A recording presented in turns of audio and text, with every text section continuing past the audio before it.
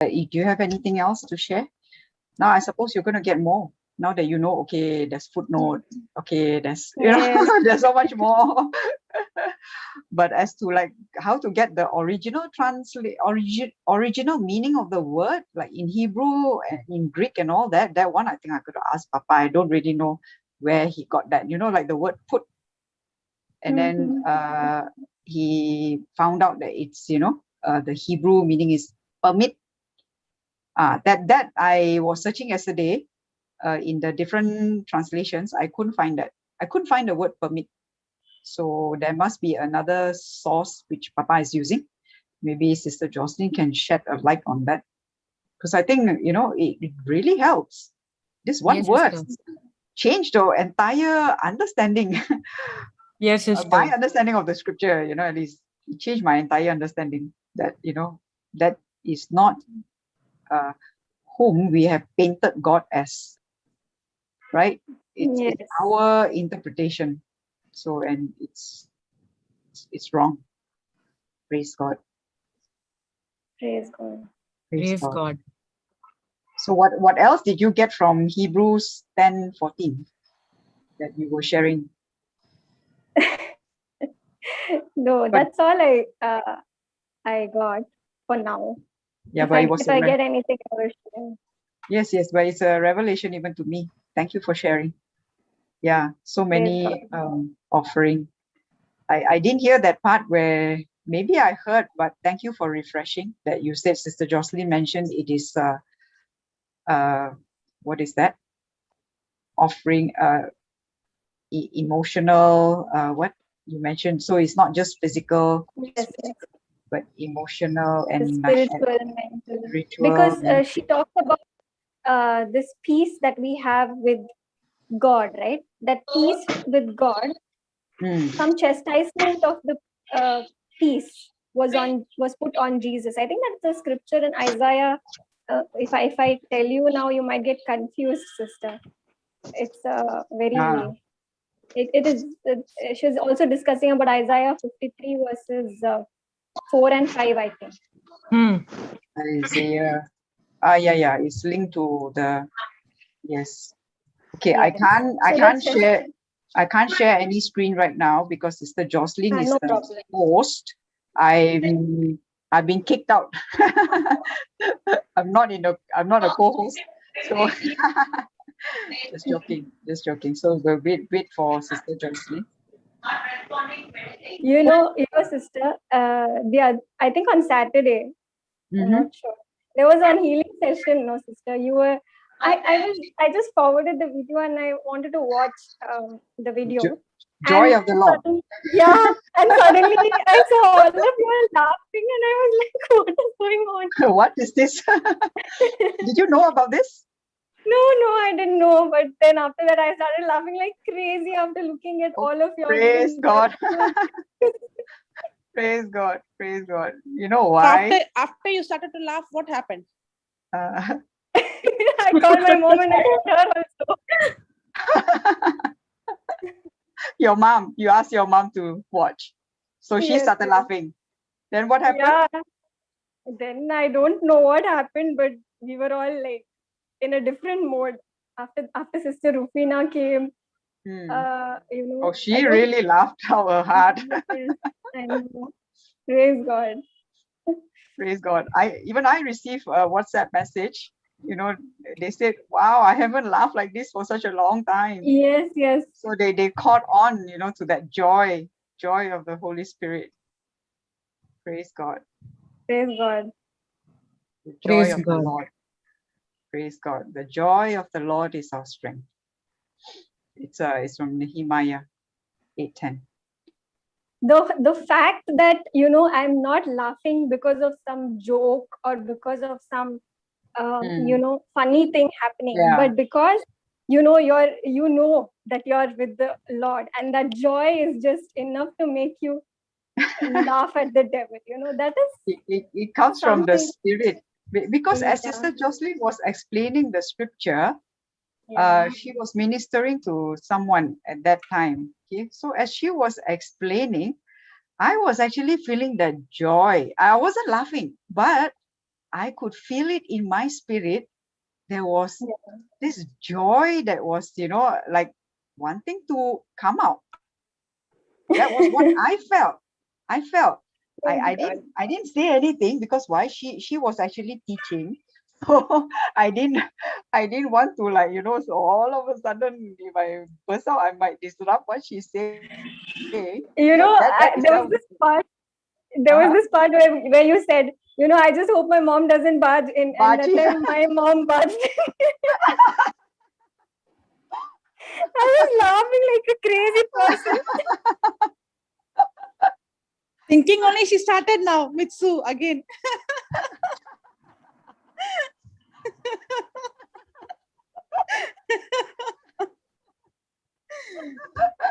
No, she said her mom barged in when I said that. So that line was meant for you, not for me. My mom did not barge in, but your mom barged in. Wow, thank you, Holy Spirit. How does Holy Spirit work? My goodness, you are in India, I'm in Malaysia, and the mom who is in India barged in, not the mom who is in Malaysia. Praise God. Praise God. Praise God. So, so joyous, to be, oh, my face is, my jaws are hurting because of the laughter, but I'm enjoying it. Praise God. Thank you for sharing that. Thank you for sharing that. Praise God. Praise God. So what did she say, seeing you laughing? She was also laughing only. She laughed and she went out. I'm sure that has set us free because obviously Amen. when we hear Amen. when we hear some teaching and all, we get a lot of insight, but you really don't understand, the joy that is inside. You never really see. I mean, this is the first time I'm seeing this. Oh, Yeah. okay. But you have watched Papa's growth retreat, right? In Goa? Have you? No. I learned this from that Goa retreat. I wasn't there. I've never been to Goa, but I watched on the YouTube, and in a few videos, I think I have come across few videos. There were people seated there. They just burst out in laughter. I was thinking, what is this? It's like, have they gone mad?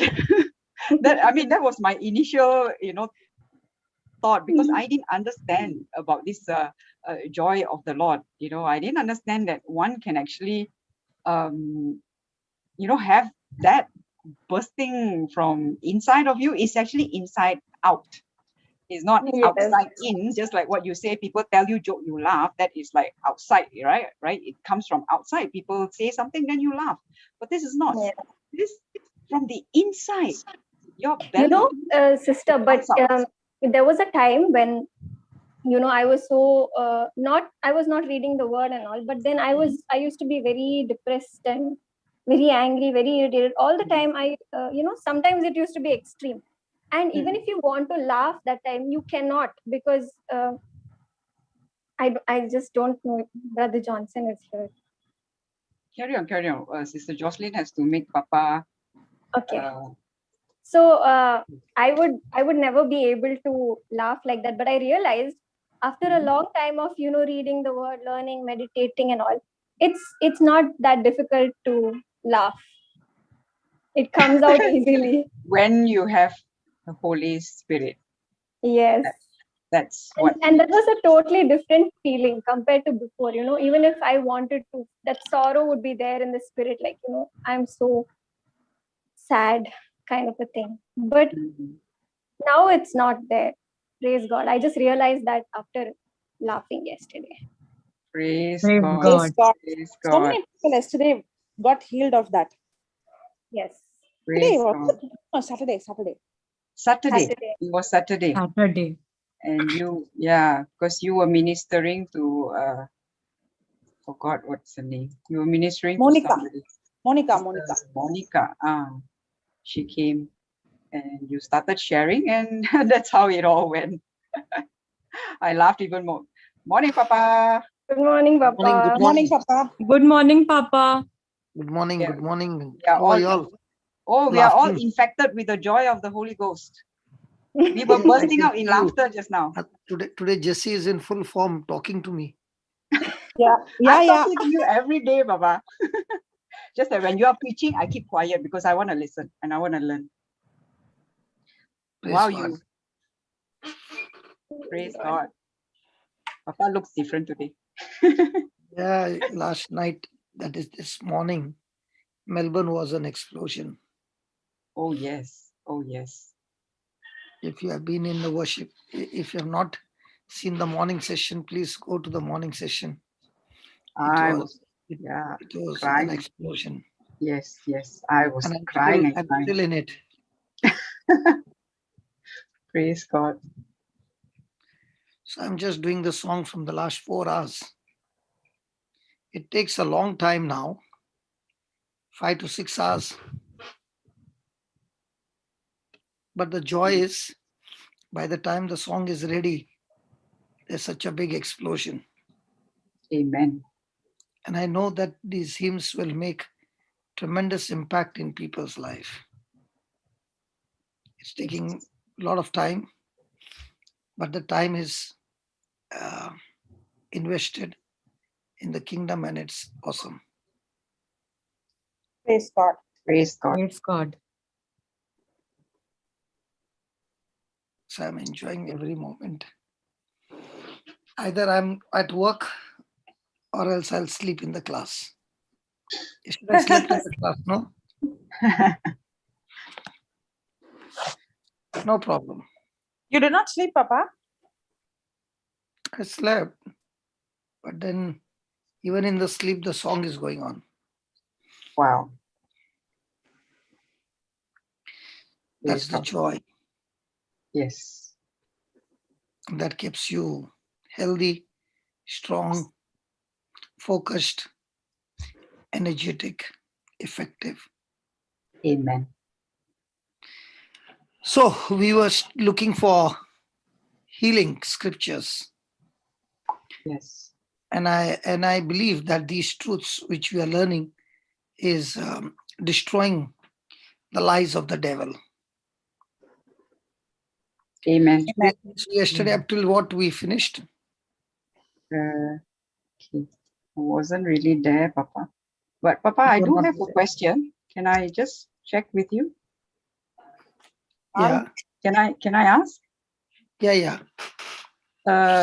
What stood out for me when Brother Jude mentioned, because I'm sorry I had to leave the class when Sister Marina came, because my son had come. But I heard Brother Jude mention that something stood out for him, the word put in Exodus. Yeah. That is permitted. You were sharing the Hebrew meaning. How do we actually find out, like, when you go to the Strong Bible, there you get the Hebrew word. You mean eastward? Are you talking about eastward? In the eastward, there is a strong. Okay. Sister, when Brother Jude puts, no, KJV has two. One is KJV strong. On that day, I showed you, a number comes next to that KJV. You click on that number, then it opens. Okay. So there is a Hebrew word for that. So you need to key in the word, is it, in order to get the meaning? Yeah. So the original Hebrew word will be there, and the translation will be in English, what the Hebrew word means. Okay. Thank you, Papa. Thank you, Sister Jocelyn. So when you look into the commentaries, there are the people who have been learning the language. Mm-hmm. The language used for that word is permit. So he will not permit. And that's exactly what happened on the Passover night. You see, the angel of death entered into Egypt. He was not permitted to enter the house of the Israelite, where there was a blood sprinkled on the doorpost. But the angel of death surely entered into every house where the elder son was. And that night, all the elder sons died. Now, you will say, how can God be so cruel? God is not cruel, but when Moses was a small baby, the Hebrews were going on increasing. The Hebrews came to Egypt because of Joseph. Mm. When Pharaoh was there during the time of Joseph, the king was very supportive to Joseph because of the interpretation of the dream. But after Joseph died, he called his family. It so happened that the generations began to grow and the Hebrews were multiplying at a very high speed and they were very, very intelligent. So they began to realize that if we do not put a stop to these people will take over Egypt. And that's why they made them slaves. And so the Hebrews were slaves in Egypt for 430 years.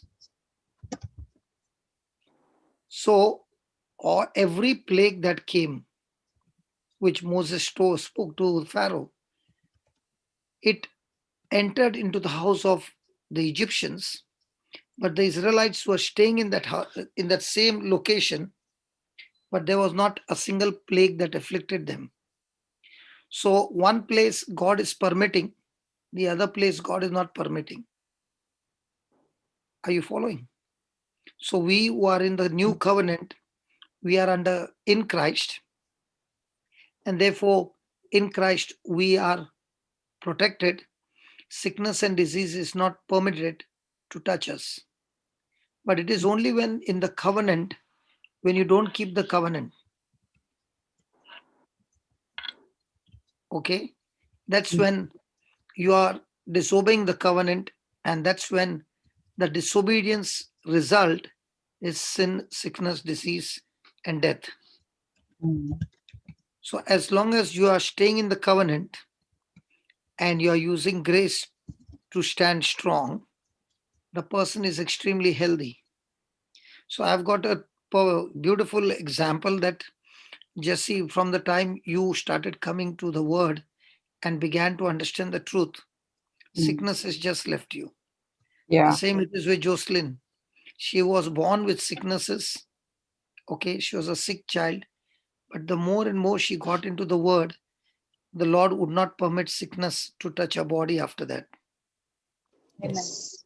So Amen. that's how it works. So that's how I shared today, Christina shared about the grandma of 94.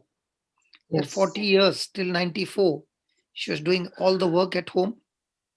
She was washing the dishes, washing the kitchen. And even when her time came that she has to go home to be with the Lord, she even gave the time that today by 10 o'clock, I'll be going home. And nobody took her word seriously. And the granddaughter who was there, she said it's 9 o'clock. And she said it's only 10 to 9. And grandma read for her 2 chapters of Revelation. And then she said, Jesus has come. Bye. And she left. Wow. Now, God's way of us to live under the covenant is to live a healthy life. It is when our minds are not full of God's word, when our heart and mind don't agree with God's word, that's when all the problems begin. So a person who is only seeking the kingdom, only seeking righteousness, only interested in God's ways, that person is extremely healthy, the immunity is healthy, is very high, everything is beautiful. The person is full of love. There's no hatred, there's no bitterness, there's no offense, irrespective of what is happening around. And that is why when you make God your source, then it doesn't matter what is happening around you, because God, who is the source, has taken that responsibility to protect you and supply all your needs according to his riches, not yours, in glory through Christ Jesus. So the more and more we are in Christ Jesus, the more and more the glory of God. And that's what we learned yesterday, that Jesus healed all. Acts 10:38. All the truth. God anointed Jesus of Nazareth with Holy Spirit and with power, that he went about doing good and healing all The Bible says healing all. Healing all what? Those who are oppressed by the devil.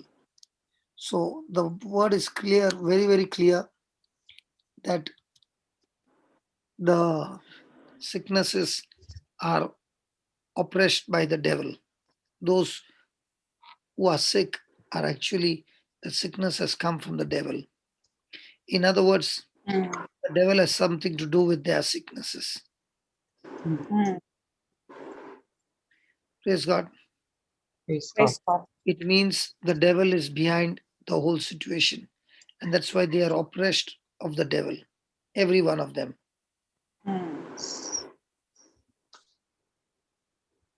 Praise God. Praise Praise God. God. We learned that yesterday. Yes. Is that Yes. what's the last scripture Jude preached in the revision today? Mm. I think we went up to James. But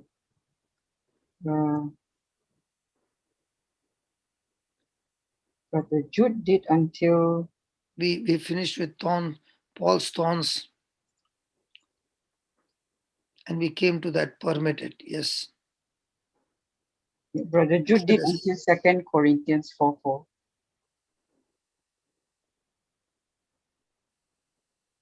Okay. We took quite a number of scripture yesterday. Yeah, because I want to do this JCILM. because there is so much of fear in the body of Christ. So let's go to Deuteronomy chapter 7, 13 to 15. I think last you have taken Mark 11. I'm seeing the I did chat not come to actually. Mark 11. Psalms 100 and okay, maybe after I you did not left. come to Mark 11, 100%. Okay. I'm just seeing the chat of yesterday. Maybe after you left, they discussed. They must have discussed. Because I was not there, no? So Yeah. Deuteronomy. Papa, 2 Corinthians 4:4. He finished up to 2 Corinthians 4:4. Yeah, that is where we are getting. And what is the previous scripture before that? Mark 4:35 to 39.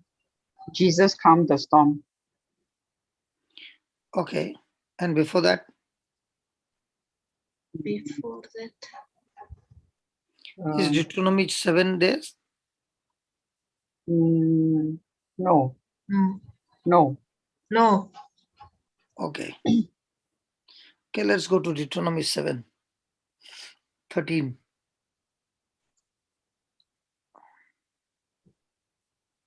And I know all these things what we are learning is not only going to make us strong, but the body of Christ will come to know the truth, and the truth will make us all free. Amen. Father, I thank you that as you are leading us deeper into your truths, Lord, you are unfolding the mysteries and the secrets and revealing to us. And I thank you for the spirit of understanding that you have anointed this very moment for everybody who's listening. They are not only the hearers, but also the doers. Thank you that as you reveal these truths to us, we are renewing our mind, applying the truths, and making the necessary corrections and living a life victorious. We thank you, we praise you for this. In the glorious and mighty name of Jesus. Amen. Amen. amen. Amen. Yes, Deuteronomy 7:13, please.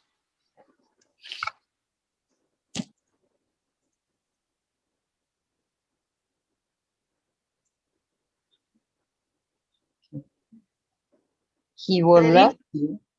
Okay, go ahead, sister. Go ahead. He will love you, bless you, and multiply you. He will bless the fruit of your womb and the fruit of your ground, your grain and your wine and your oil, the increase of your cattle and the issue of your flock in the land that he swore to your ancestors to give you.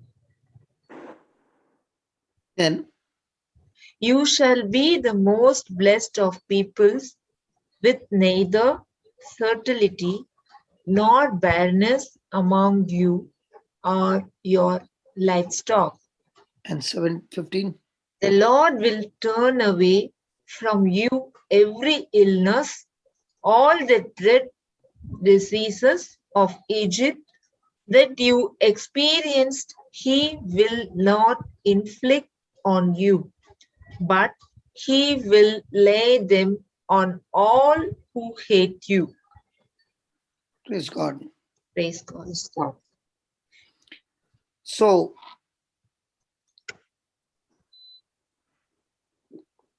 the first thing he says, he will love you, he will bless you, he will multiply you.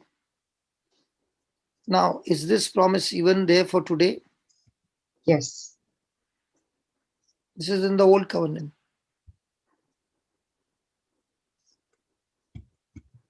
Yes. Hello? Oh, sorry. I mean, he not will. It's already done. No, but it's already done. But is this promise available for us today? Oh, yes, yes, yes. Now, when you pick up something from the Old Testament, a person might say, no, this is not applicable for us. Praise God. Now, 1 Corinthians 10:11, just read that.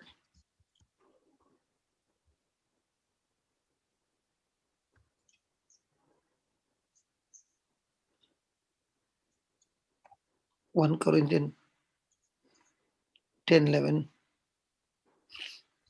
Now all these things happened unto them for ensamples, that they are written for our admonition, upon whom the ends of the world are come.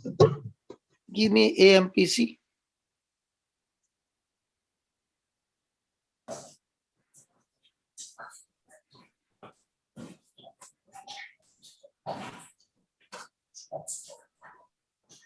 Nor 11.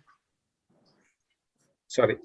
Now these things befall them by way of a figure, as an example and warning to us. They were written to admonish and fit us for right action by good instruction. We in whose days the ages have reached their climax, their consummation and concluding period. So the word of God says it was, all these things have been written for us as examples so that we can take instructions and make the necessary corrections. We can train ourselves, we can equip ourselves by the examples of those who are ahead of us. There were some who made the mistakes, and we can learn from their mistakes that we don't follow in the same mistakes. So Deuteronomy 7:13-15 was written for my own benefit. Praise God. Praise God. So if somebody says, no, that's only for the Jews, it is not for us. Now, what happened to them, and it is written, is an example to us. Praise God. Telling us that the old covenant were written for our own learning. So, if a person understands this truth, then he understands that these people in Deuteronomy did not have Christ. Christ had not yet died on the cross, and yet they had such glorious promises from God because of his love. Now, we who are in Christ, we are blessed much more. Yes, we are much more blessed than the church. Praise God. In those days, without Christ, and now we, the church, in Christ Jesus, we are more blessed. Amen. Amen. So if they could be blessed so much financially and prosper in everything, can the church also be blessed much more than them. Yes, because we are now the body of Christ. We are the body of the Son of God, the body of the beloved, the lover. Praise God. So, does the lover want his beloved to be in poverty, sick, afflicted, and life full of starvation? Now, does God want us to be like beggars? Or No. does he want his adopted children to live in glory? Amen. Amen. Live in glory. Thank you, Jesus. Thank you, Jesus. So when the Lord says we who are in Christ Jesus are joined heirs with Christ and we are sons of God. So when God calls us that we are sons of God, our mindset should not be anymore that I'm having lack, I'm poor. It's like, our life should not be like beggars, even in our thinking. Remember, we are new creatures. We are blessed above all people because God's grace, abundant grace, His abundant power rest on each one of us. Praise God. Praise God. So we see in the lives of the Israelites that God's plan for everything, and especially connected with Israel, was that they had a stamp on them, God's favor upon them. And that's why they were favored to live a prosperous life, a successful life. And that is why when you understand this, we must remember that we must never tolerate sickness and disease, just as the Israelites would never tolerate disease and sickness. Praise God. So they lived a victorious life.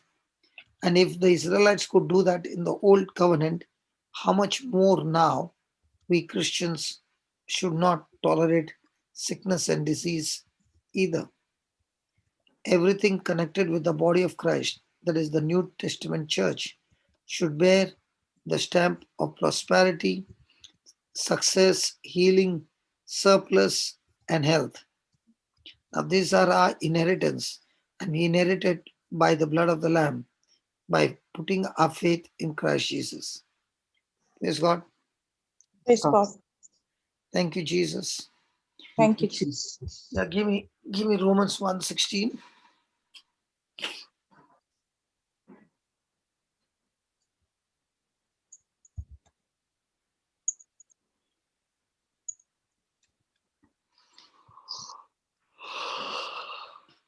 For I am not ashamed of the gospel of Christ, for it is the power of God unto salvation to everyone that believeth, to the Jew first, and also the Greek. So Paul is saying, I'm not ashamed of the gospel of Christ. Why? It is the power of God. For what? For salvation.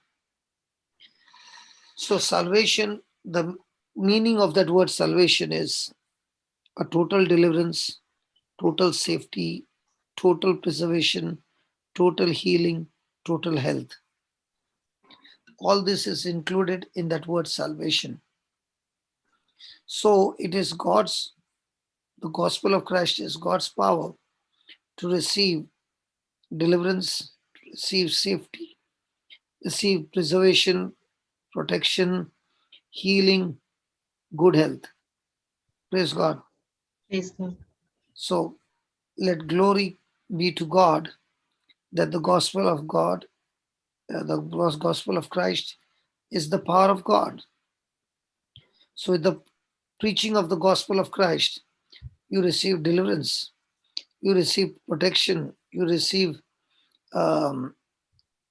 healing and health and preservation and prosperity and success. Now, all this will come, if you look at that verse, all this will come with the condition It is only given to everyone that believes.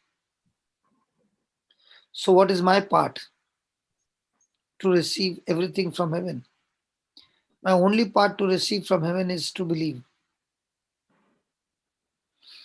And the word believe means believing is word, not with my mind, but with my heart.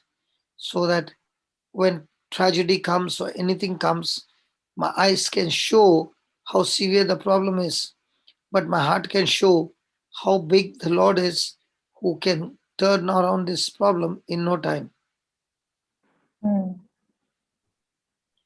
Praise God. Praise God. So God was the healer, Israel's healer, and the same God is our healer. So let's go to Psalms 103, 3 to 5.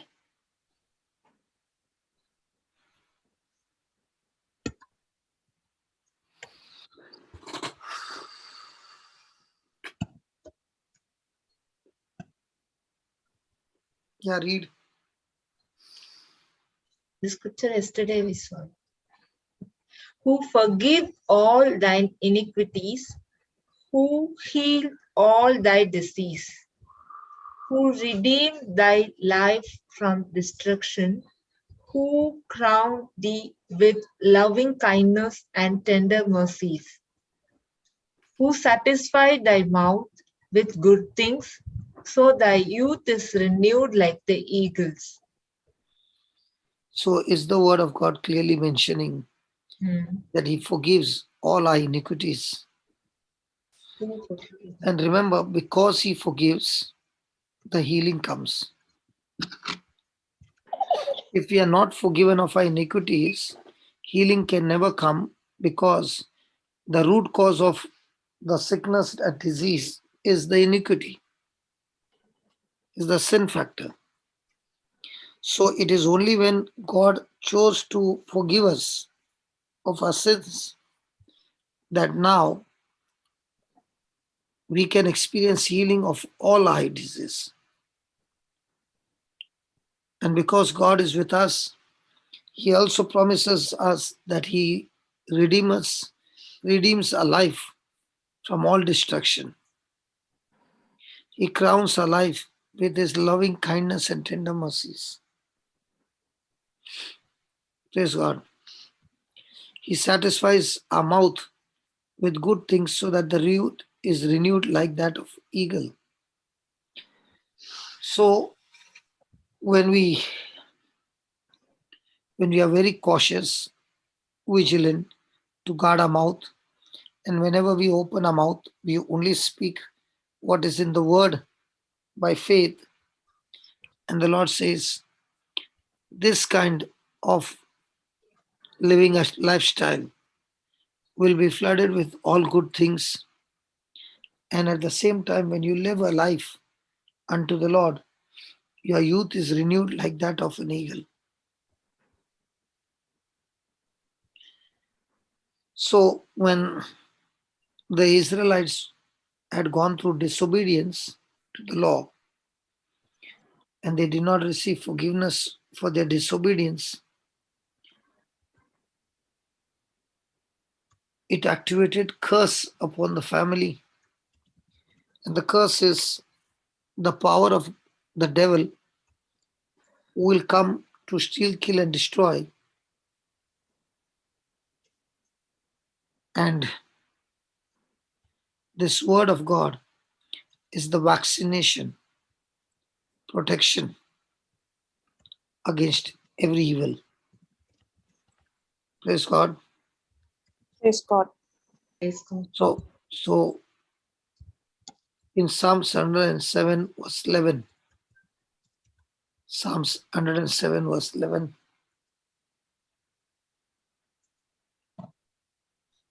because they rebelled against the words of God and condemned the counsel of the Most High. Therefore, he brought down their heart with labor. They fell down, and there was none to help. So praise God. Praise God. So the word of God is very, very clear. that the Israelites had issues in their life and the enemies were able to overcome them was only because there was a sin factor. So if I don't repent and get my sin washed in the blood of Jesus, that sin will be a big block for my own future.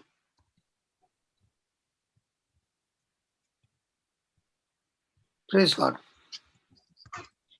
Give me Psalms 107, verse 17 to 20.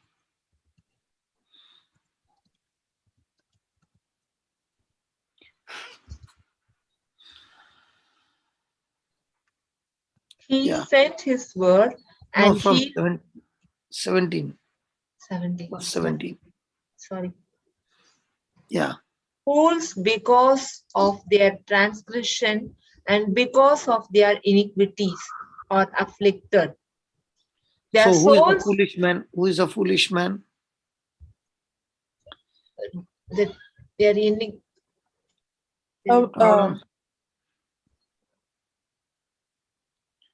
The one who does not honor the word, okay,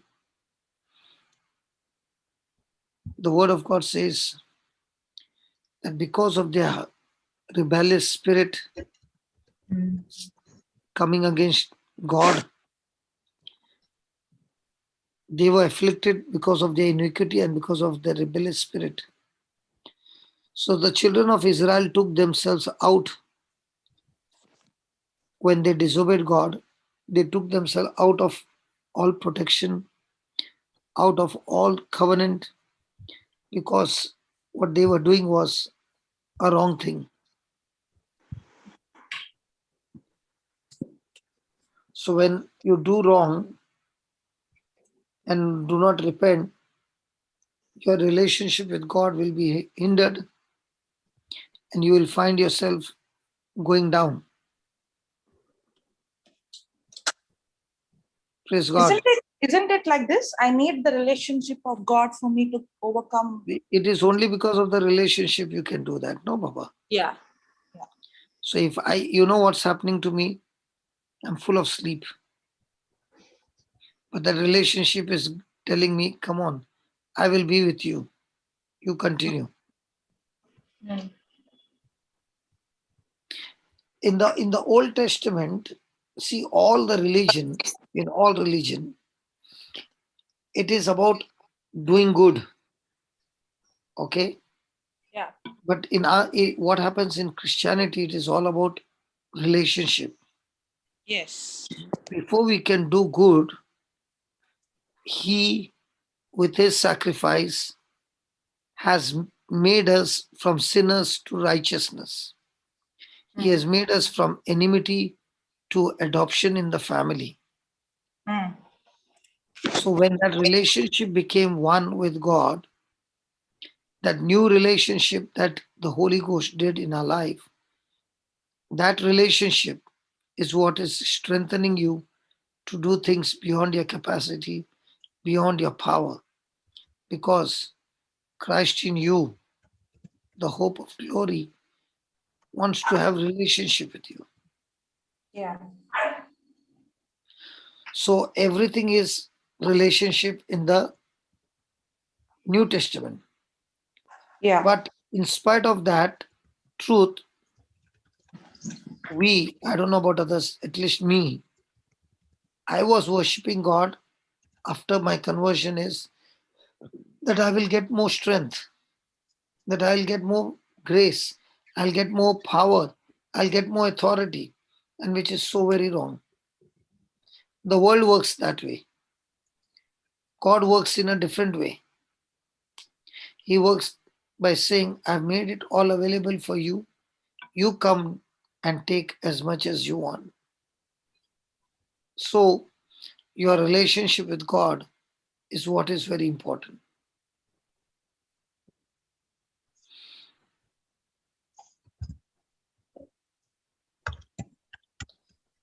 Praise God. So, is it possible for a person to take himself out under the protection, from the protection Yes. of his covenant, okay, can a person be taken out?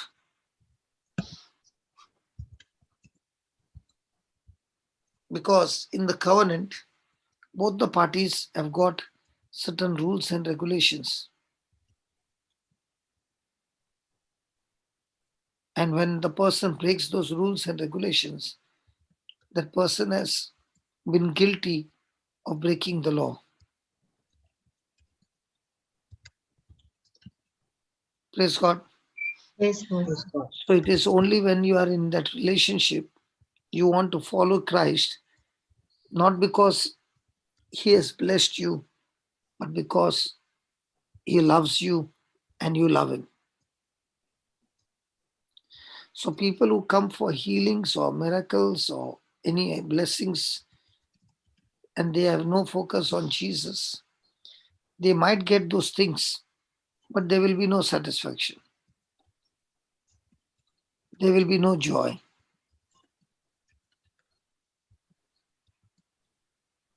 Praise God. Can you all discuss for some time what we just learned? Sure, Papa. Yes. Yes. I'm going to listen. Go ahead.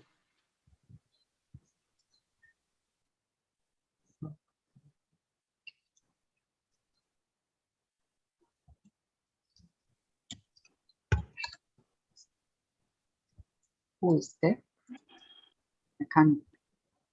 Now all of you are talking. I don't know. I'm looking at who is there because I can't see the screen. Everybody in the Praise God. Praise God. room Okay. is a Now class where a student can disappear and nobody knows about it. praise God. We can see the faces, Papa. Who is there? Sister Mitsu. Yeah. Sister Shanta. Brother Jude is also there. Oh, Sister Marika. Yes. Okay. So I was just thinking when Papa said Mhm, about covenant, can mhm, you break yourself from a covenant? It mhm. is not possible to break yourself from a covenant relationship because it is like that relationship is if you try to break yourself from it you can incur a punishment. It's like you pay for It's not not a doing. punishment when you break the covenant, when you disobey, you go against the covenant. The result of your action, you feel like it is a punishment, but it is not a punishment. It is the effect of your action. And in spite of that action, God still gives you opportunity to repent and get restored in the covenant. So you can't break the covenant. No, you can break the covenant by confessing that I don't need God. Oh, So a person can start being born again and then get some wrong ideas or the mhm. pleasure of sin or anything. And the person can go out of the covenant and say, I don't need God. That's why St. Paul says, work out your salvation with fear and trembling. Means what? He doesn't want you to have fear. But what he's saying is honor and respect that covenant so much that you don't want to miss it. Mm. Mm. So it is a choice. In other words, to Always it's a choice. remain in a covenant or not. Yes. Because your question earlier on was, can a person be taken out of his covenant? My understanding is that, yeah, when Yeah, we can fall. we can fall, We can fall, but we can go but back. we still love God. Okay. But in the midst of temptation, a person can fall. Mm. That is different. And a person filled with pride will say, I don't need God. Mm. Papa, Yeah. I understand it like this. Actually, sin is no more a problem because Jesus dealt with sin on the cross. Yeah. So the only sin is unbelief. The only sin is rejecting Christ. Yeah, that's what I said, no? Exactly. If the So person says, I don't want God, I don't want Christ, he can start having a relationship and then get into some yeah, wrong but teaching. no. What I understand is, even I can make my heart harden and continue to sin where I can go to a place where I reject Christ. So it is not committing sin, but that sin can lead me to a place where I can reject Christ. That rejecting Christ is what makes me to come out of the covenant. Why do you say it's not committing sin? Rejecting Christ is already a sin of unbelief, right? Yeah, that is committing sin means I'm talking about other sins. There's only one sin that he did not deal on the cross, that is unbelief. What do you mean by that? Means when I don't believe in Jesus, then there is no forgiveness for that, no? Because he paid the price. What do you mean by he did not deal with unbelief?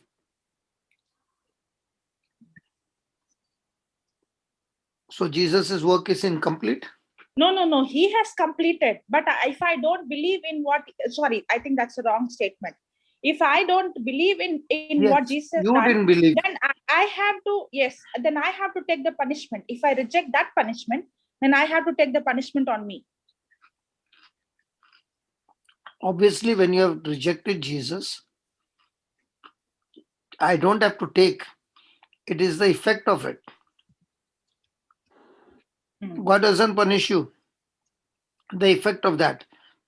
Now, when I put sugar in the coffee, the very presence of sugar, it melts and gives sweetness to that coffee which was bitter.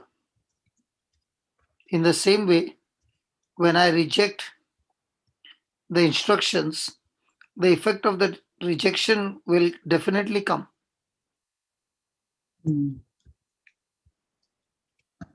But now, when we are obeying, we are not obeying with our strength, but we are obeying with God's strength. And the reason we are able to obey is because He has changed our nature. Now, all these teachings, I must meditate, renew my mind, and get into believing that. Then only you experience the power of God in action.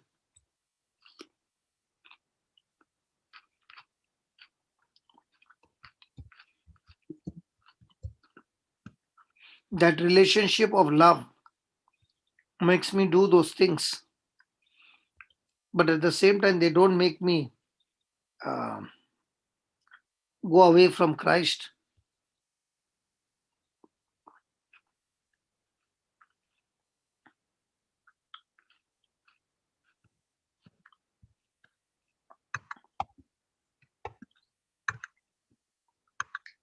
Praise God. Jocelyn? It's muted. Yeah, Papa. Yeah, tell me.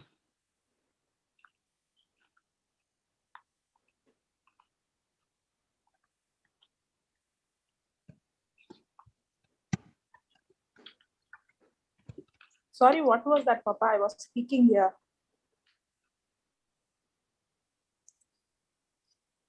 About unbelief and sin.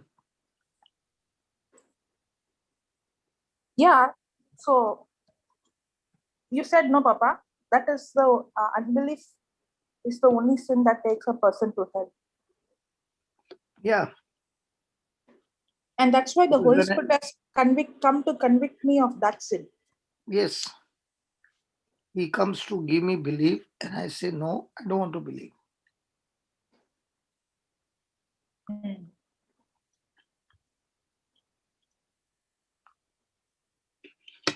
When you don't want to believe, you're already rejecting Jesus, isn't it? Yeah. And rejecting Jesus, like Papa said, the effect of that rejection, yes, it is a consequence. Yeah, You there are cannot, consequences for that. yeah, you can choose, but what's it? You can't choose you have consequences. the choice to choose life and death, but you don't have the choice to choose consequences of it. Yes. So even under grace, that is operating. That doesn't get cancelled because you're under grace.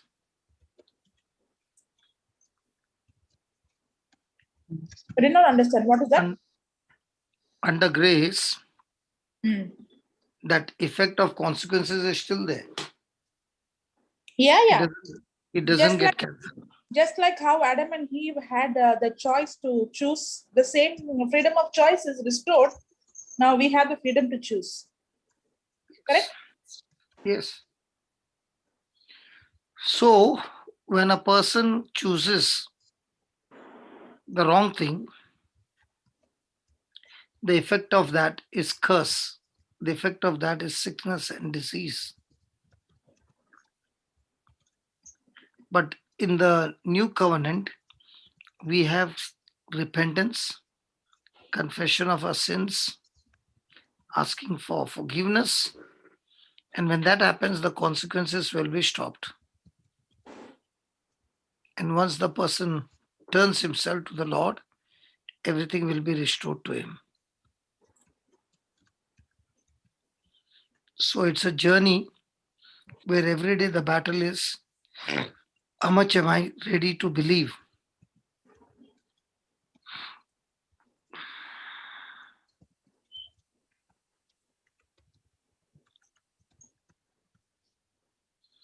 Praise God. Praise God.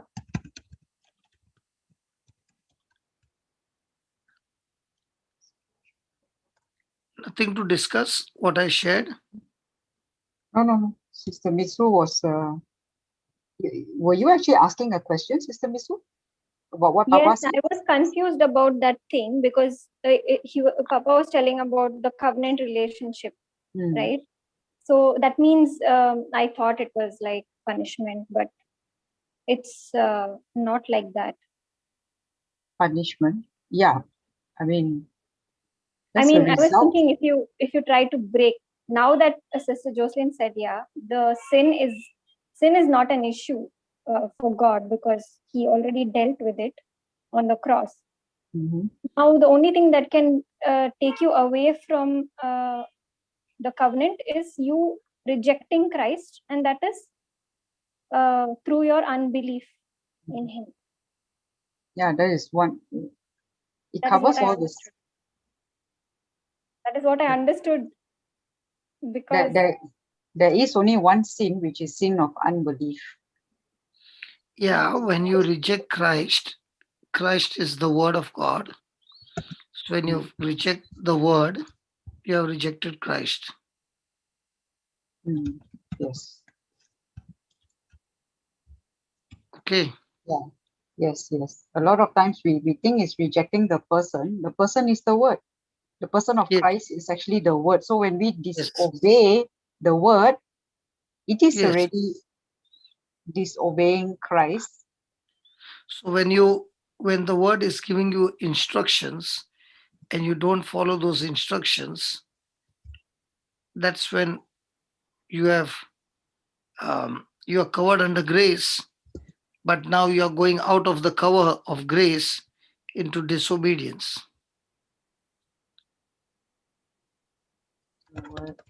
So, I am covered by grace for the things I've done in the past. I should have been punished. But instead of getting punishment, I received forgiveness and I received abundant grace through His promises. But yet I continue to live my life in disobedience. So, even though grace is available, but I have not been living the word based on the word of God.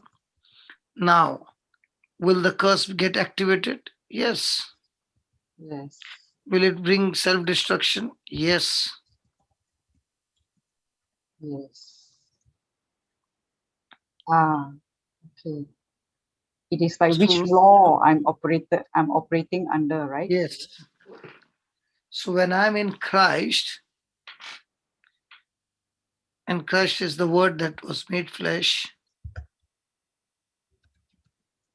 praise God, that word of God is demanding instructions from us to follow the instruction.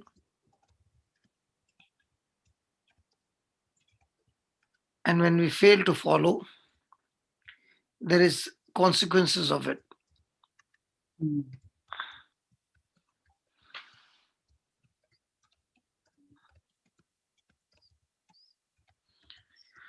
So let's go to 1 Corinthians 12, 7 to 10.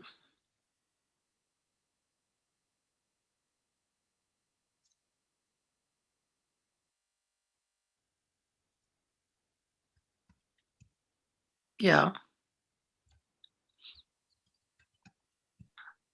But the manifestation of the Spirit is given to every man to profit withal. For to one is given by the Spirit the word of wisdom, to another the word of knowledge by the same Spirit, to another faith by the same Spirit, to another the gifts of healing by the same Spirit.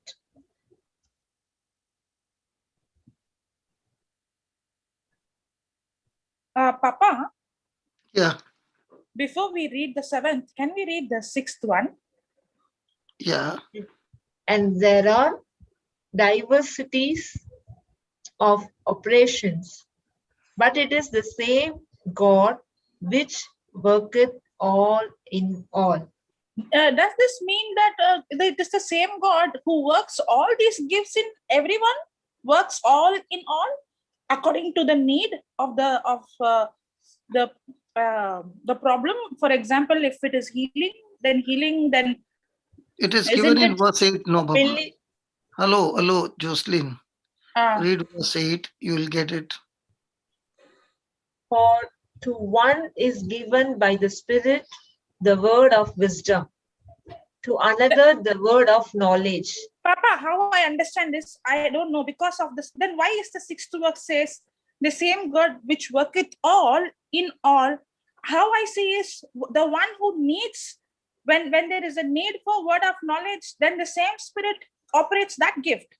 When there is a need of the if another gift, the same Spirit in me works that gift. Isn't not like that? We all have got different callings, different assignments. Our gifts are given according to the assignment. And that's why we are different parts, one body united together. And that is why we all work together. We are all having gifts. Even I know to do the video editing. Yeah, You also Papa, know. No, I'll give you an example, Baba. yeah. Okay. So I know to do the video editing. I know the audio editing. I know the DJ. So I'm doing my part, handing it over to Marina. Marina is making the video, but for Marina to make the video, she needs the thumbnail. Joshua is the one who is doing the thumbnail for her. So Joshua is never to be seen. Neither do people have seen him, neither they have heard. But everybody can see him, his work on the screen. So he's the one who is designing the thumbnail. Okay. Yeah. So he has got his gift. Marina has got her gift. I've got my gift. The musicians who made the music have put in their gifts. So all these gifts put together, the hymn is ready. In the same way, in our everyday life, we have unity in the body of Christ, where all of us have got different gifts. Now, even in the panel, we are all different. We are all absolutely different. Our giftings are different. But that doesn't mean that I will not be able to do it. A gift is something that flows naturally. So God has given me an assignment for a particular assignment. He doesn't want me to go and get involved in all things, but he wants me to get involved in a particular assignment, particular problem, particular kind of problem.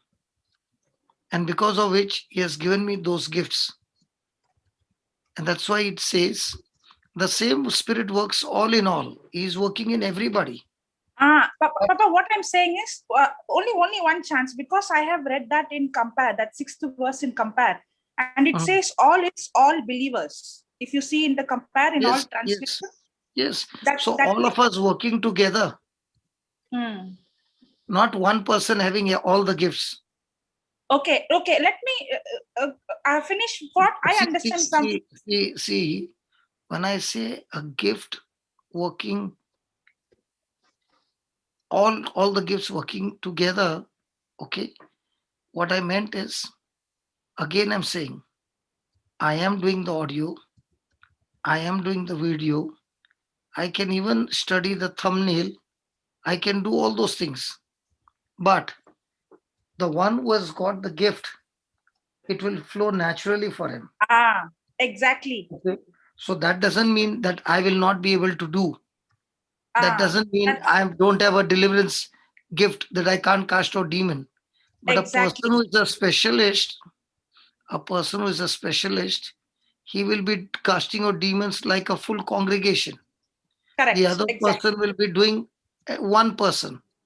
So it is a specialty. Yes, that's exactly I wanted to say. Yes. Yes. So you don't get involved in the specialty, because what is not your, now, for example, I love to sing. Okay.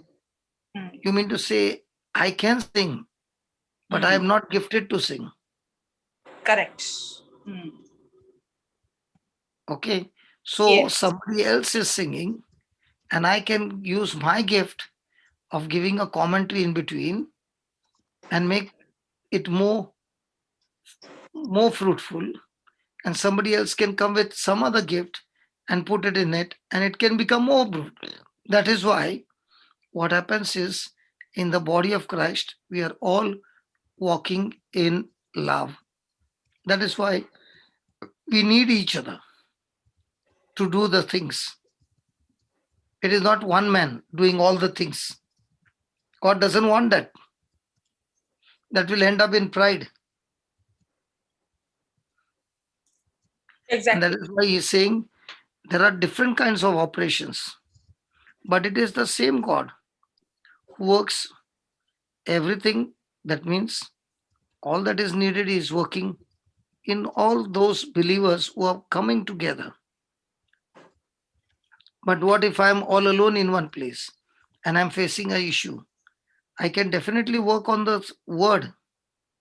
See, when I'm looking at this scripture, it excites me because the workings, the healings, the working of miracle, the manifestation of the Spirit of God is spectacular. But this working of the Spirit, spectacular manifestation of the Spirit, is not happening all the time. But the word is all the time there. So that is why gifts are good. You have to strive for that. You have to seek it. But much more than that, the word of God. That's what the verse. Go 9. Just read it, Baba. Before we could read, we stopped. Sorry. Just start with 6. Marita, start with 6, Baba. And there are diversities of operations, but it is the same God which worketh all in all. But the manifestation of the Spirit is given to every man to profit with all. For to one is given by the Spirit the word of wisdom, to another the word of knowledge by the same Spirit, to another by faith, another faith by the same Spirit, To another, the gifts of healing by the same Spirit. Then somebody else read it. She got.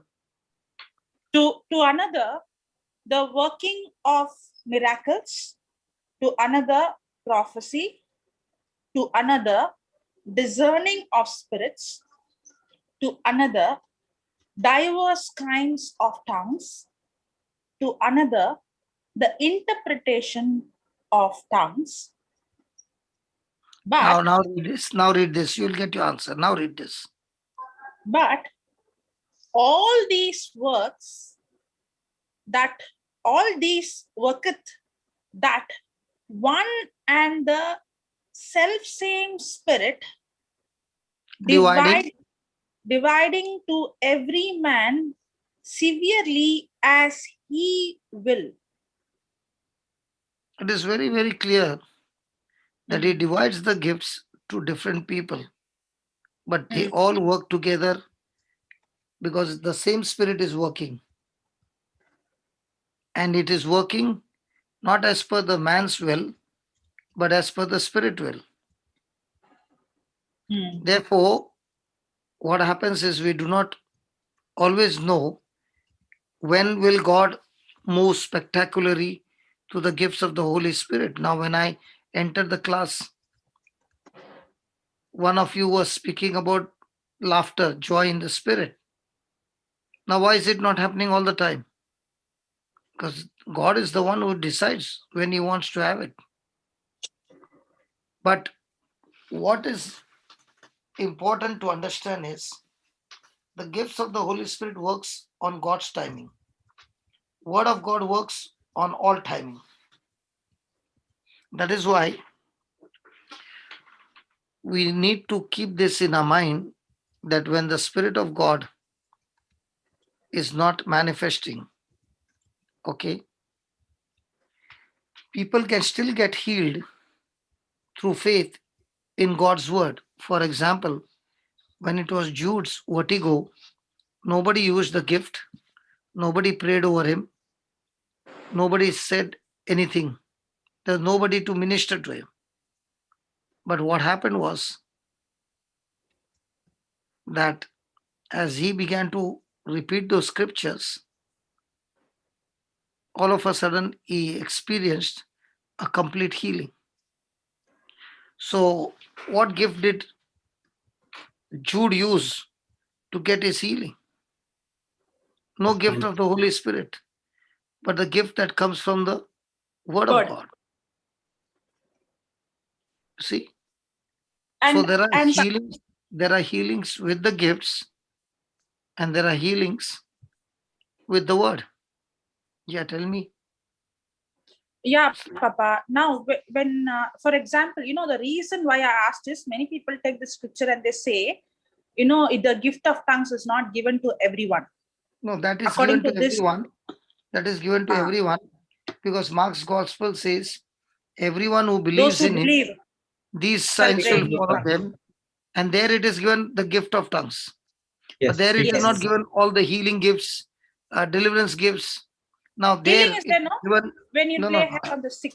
No. See, that's why I want you to understand the difference. If you'll be calm, you'll understand the difference. When you lay hands on the sick will get recovered. Okay? A person who has got gifts of the healing, he doesn't even have to come and lay hands. The moment he starts coming and in the presence of God, healings takes place because of that gift. And that gift is not one-to-one. It's a massive congregation gifts. Like if you see Benny Hinn, okay, he has got a gift of healings and miracles. That's why he is not stuck much in the preaching. Because that is his calling. Hello? Yeah, okay. So the gift of healing, which is laying of hands, is one-to-one. Gift of healing in the whole auditorium is a different gift. So there's a difference between Mark 16, what he's saying about laying of hands, and the healing gift, where I can't you hear see. it. Sorry? You got cut. I don't know whether I got cut or you got cut. So you must understand the difference between the two. So Yeah, that's why I'm asking that question. So there are different ministries where nobody is laying hands, nobody is having the healing session, but there is only the teaching people the word of God, where people are repenting, renewing their mind, transforming their lives. When they start sowing the good seeds, by default to the word of God comes marvelous healings and miracles. So the teaching gift, the preaching gift is very powerful gift, because through preaching and teaching, the person can be taught what is the truth and what is the lie. And when the person begins to rely on the truths that has been taught, the person comes back with amazing signs and wonders, because it's the teaching of the word that has revealed the truth, and the truth will set them free. Amen. So I have seen both the gifts. Now, when we have the healing session, okay, and I'm calling those people out for healing, it's not the gift of healing, it's the gift of preaching and teaching that has got that person healed. So when the preaching and teaching is done, now when I call somebody, can you come and lay hands? And instantly the person gets healed. So is it that the hand healed him? It's the preaching, the teaching, and the hand all working together. So I did the preaching. The other one believed by faith that when he lays hands, the person will be healed.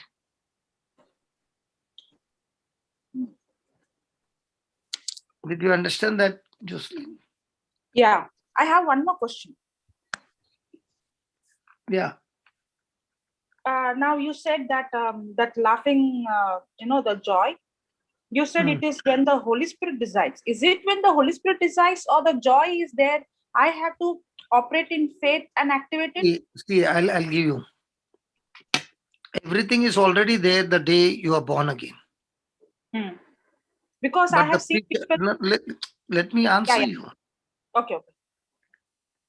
The joy is already there. The whole fullness of God is there in you. So the preacher comes and teaches on a particular subject. So the person's mind is opened. So that begins to unlock that area of life. So when the preacher is preaching on joy, the Holy Spirit is preparing that person to see the manifestation of what is being preached. Because that person is now giving his ear attention and agreeing to what is being preached. And that's when you see the person ends up with joy. Now, why is it that when we are preaching all the time, people are not receiving tongues? But the moment you start preaching on tongues, so many receive tongues. Why? Prepared. Because the word preached prepares the groundwork for the person to receive. So if you are preaching on healing every day, there will be only healings then.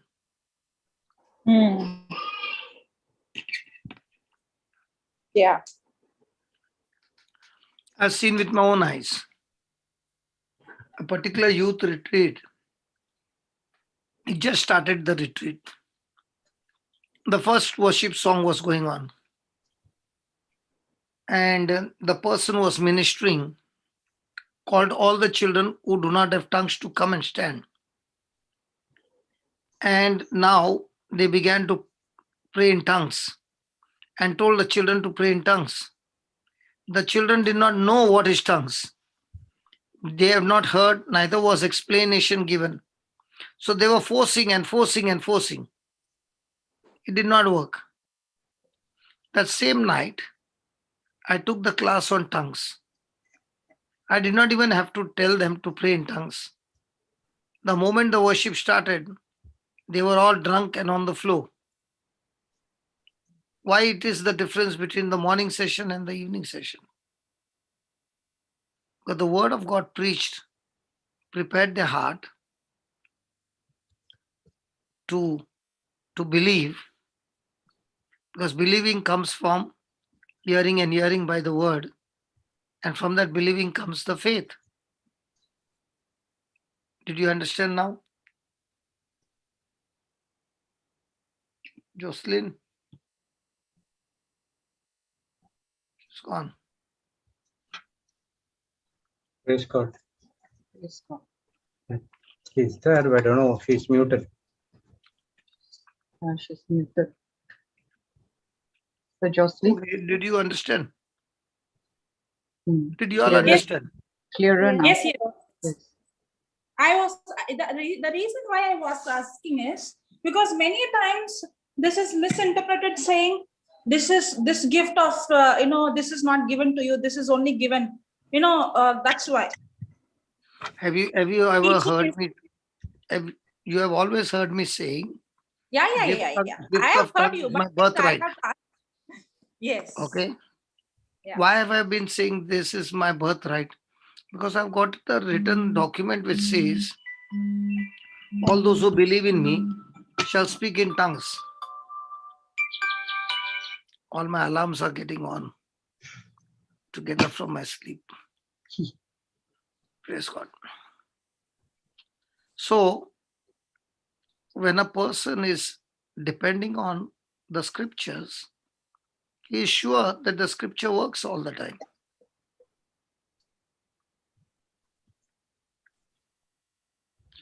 When a person is gifted, even before he can teach, the gift can start working and bring healing in the whole auditorium.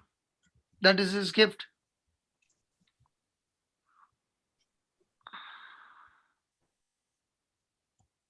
So I have seen when I'm preaching, the healing taking place through the preaching and the healing taking place through the gift. So if I'm preaching on cancer and tumors and all that, on that day, we see so many people being healed where the lumps are disappearing. Have you noticed that? Yes. Jocelyn? Then there will be about 30-35 people. Yes, okay? yes. I still remember you called everyone. I'll call After the those people who got healed. Might be 4 or 5. The others are still standing. By the time they are sharing their testimony, They would the have others been. are getting healed. Yes. Yeah, Why yeah. is it happening? Because Because the the word faith that they are raised. giving out, the testimony, they are exercising their faith. They are releasing faith. The person on the other side is also receiving faith. Praise God. Yes. Praise God.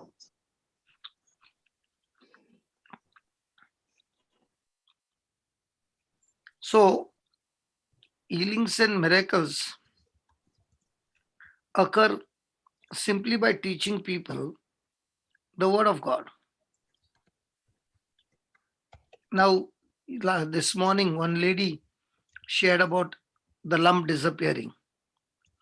That is this morning at 4 o'clock.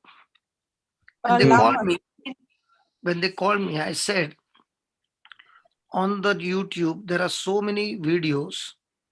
Go to the playlist and pick up some of the videos, listen to it, and then give me a call. Till that, I was doing my work. So, after 45 minutes, they called me. Now, what were they doing for 45 minutes? Were they irritated that I did not speak to them? No. They were I said, listening. instead of me speaking to you, you go and listen over there and come back. By the time they came back, the word that they heard from the screen was good enough. They were ready to exercise their own faith for healing. So The word of God is anointed. God's word is the same, whether I feel the anointing or not. And remember, God's word always works. I'll repeat this again. The word of God is anointed. God's word is the same yesterday, today, and forever. And it is the same whether I feel the anointing or I don't feel the anointing. The word of God always works. Amen. So many people, they wait when will the anointing session begin. Have you noticed that? Yes. When is the healing session going to take place? When is the manifestation of the Spirit going to start for God to heal them? But what they don't understand is that they must focus on the manifestation of the Spirit because of the word in their heart. I remember in my early days in a particular retreat center, on a Friday, they used to have the anointing session, or on the Thursday, I think. The retreat would get over on Thursday and they would have the anointing session in the evening, because that was how it was every week. So for that anointing session, I used to go 55 kilometers from my place in the beginning. And I used to run everywhere for anointing. But when God showed me the secret of recording the scriptures on the Walkman and keep listening to it every day, I found more effect coming from the Walkman than going to a man of God and saying, lay your hands on me. So I saw victory over victory in my life as I kept listening to the word. And that's when I realized that this is so real.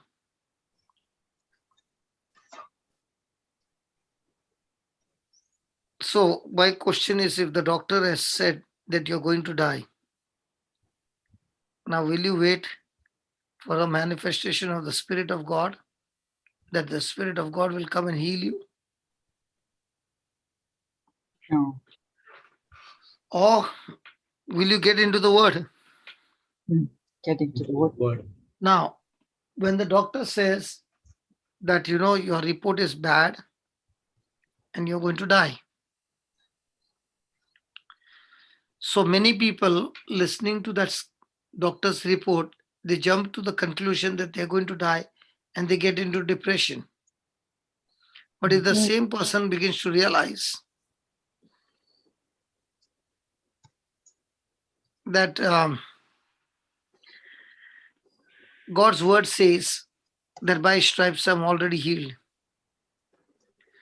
So now with this word, will the person wait for the manifestation of the Spirit of God, or will the person start rejoicing already that God's word says by stripes you were healed? Rejoicing already by the stripes you were healed. Praise God. Praise God. So when a person understands that Jesus took all my infirmities, all my sicknesses, everything, he took it on the cross, and by stripes I'm already healed. Now, when I know the scripture, do I stretch out my neck and ask, when is the Spirit going to come? You're already prepared to receive it. Praise God. So we in Zoom have not had praise and worship or the healing session for more than a year. But were they spectacular testimonies? Yes. Yes. Why were they testimonies? Because they prepared, Holy Spirit prepared their heart to receive. They were listening to the word, which is much more important than getting the healings. Praise God. Understanding and knowledge of the word, what the word can do, that can transform life. So they are very keen on keeping the healing rather than get healed and get again go to the symptoms. Absolutely. Praise God. Praise God. That's why Paul told Timothy to preach in all season.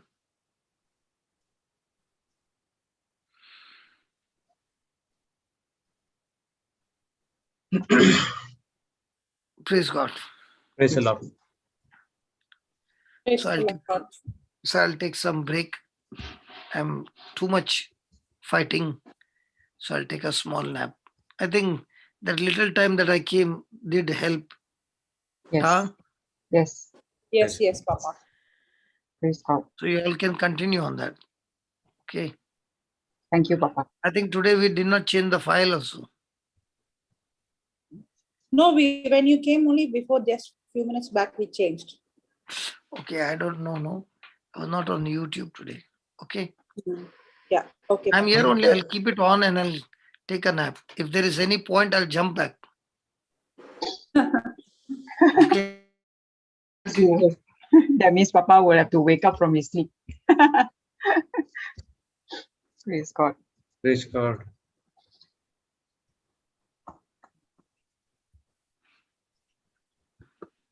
So we were continuing on the same topic as yesterday's suggestion. Yeah. Healing. Okay. It's a continuation, but Papa took a different scripture. You can continue any topic. I'll come. No. I was listening because yesterday we were learning that full every scripture saying that it is not God or Jesus who bring the sickness. It was our disobedience, our lack of knowledge, our lack of understanding brought the sickness into our life. Correct. So that's what we are saying. So continue, no? Sure, Papa. Papa was saying this in the beginning of today. He was saying how the Old Testament scriptures was for our example. He was saying how many times we say the Old Testament scriptures not for us. So he was saying how the Old Testament is written for us to learn, to take as an example, and to take correction. Yeah, brother. To compare, right? What exactly happened? Yeah, what is that verse, sister? Corinthians, right? Papa was taking Corinthians, but from that 1 Corinthians 10:11.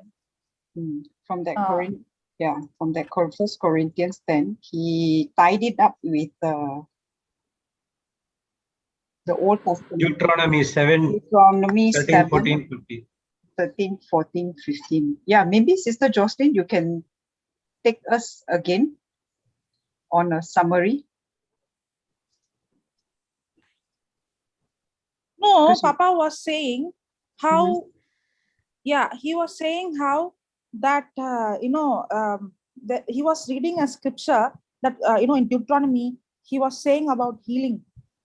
Yes. And correct? He was saying about healing and he was saying whether he asked a question whether this is applicable for us now.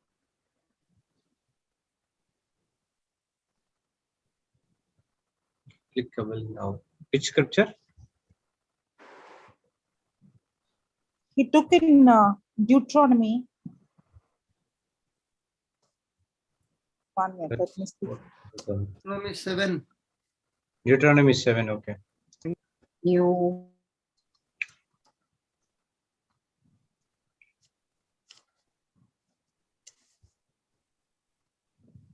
This one, right? 13, 14, 15? Yes, 13. From 13. Is it put in the chat? No, I shared the screen. Okay, you have put on the screen. Okay. This is the one. And he will love thee and bless thee and multiply thee. He will also bless the fruit of thy womb and the fruit of thy land, the corn and thy wine and thine oil, the increase of thine kind. What is that? Increase of thy kind. And the flocks. of thy Law. sheep, yeah, in the land which he sware unto thy father to give thee.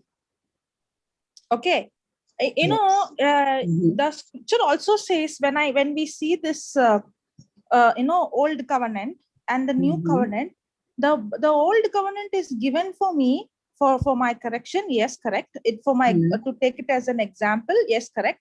But at the same time, the scripture says in 2 Timothy 2:50 that we also have to learn to rightly divide The word. the word. Yes. So, if I see this, Deuteronomy 7:13, he's talking about in the land which he sware unto thy father to give thee. He's talking about the promised land, correct? If you see in Hebrews, it says, just like how the good news was given to them, the gospel of salvation is preached to us. So for them, the gospel was about the promised land. But for us, the gospel is what Jesus has already accomplished for us on the cross. Everything that I need is already done and it is completed. When Jesus said it is finished, it's done.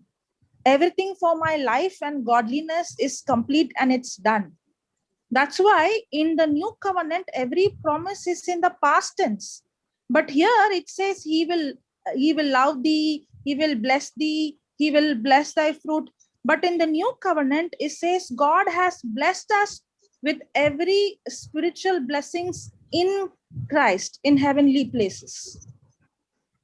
So yes, the old covenant, I have to learn from the old covenant. I have to take the examples. I have to see how they made mistakes, how they made error, and how it opened the door for the enemy. And I have to learn from their error so that I don't make an error. At the same time, I can learn from their faith. But at the same time, I should also know. Can you put that, brother, 2 Timothy 2:15 in compare?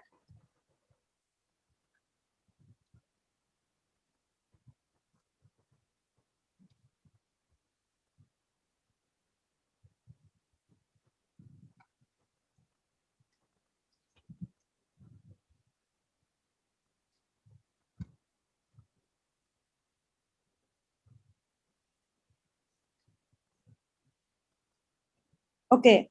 Study and do your best to present yourself to God approved, a workman tested by trial, who has no reason to be ashamed, accurately handling and skillfully teaching the word of truth.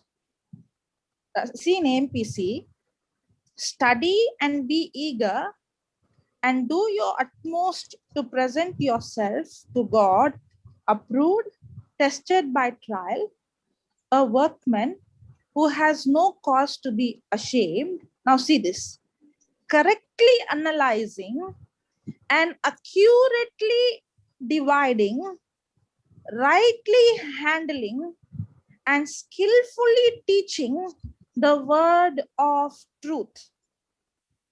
That means there is correctly analyzing and accurately dividing. So we have to know, even in the Old Testament, how to rightly divide the scripture, rightly handling and skillfully teaching the word of truth. So when I read a scripture in the Old Covenant, it is always in the future tense. The reason why the promise always in the Old Covenant is in future tense, because for them, God spoke to them through the prophet. The promise came to them through the prophet. The prophet, God came, for example, when Hannah was crying and praying, God spoke to her through Eli. Correct? Elijah came and spoke to the widow. It is always through a prophet that God came and spoke.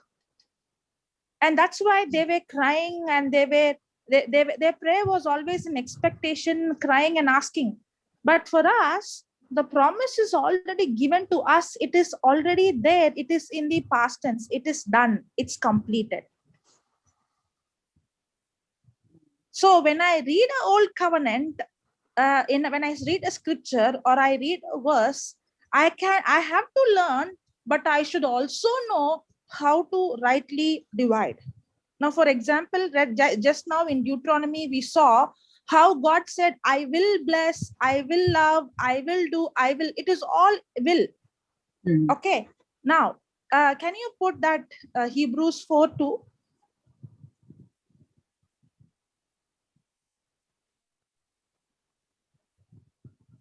Compare or normal? You can put compare.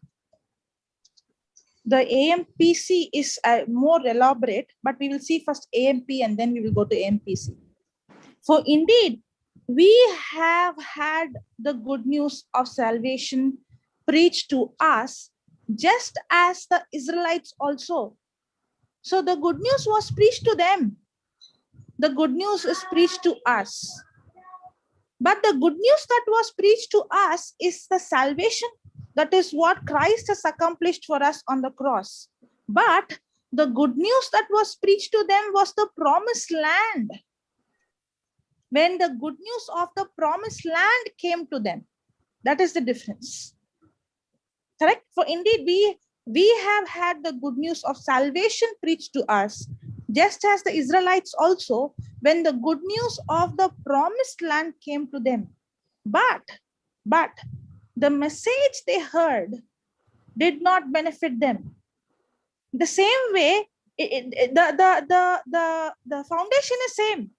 The reason why the good news preached to them did not benefit them is because they did not believe.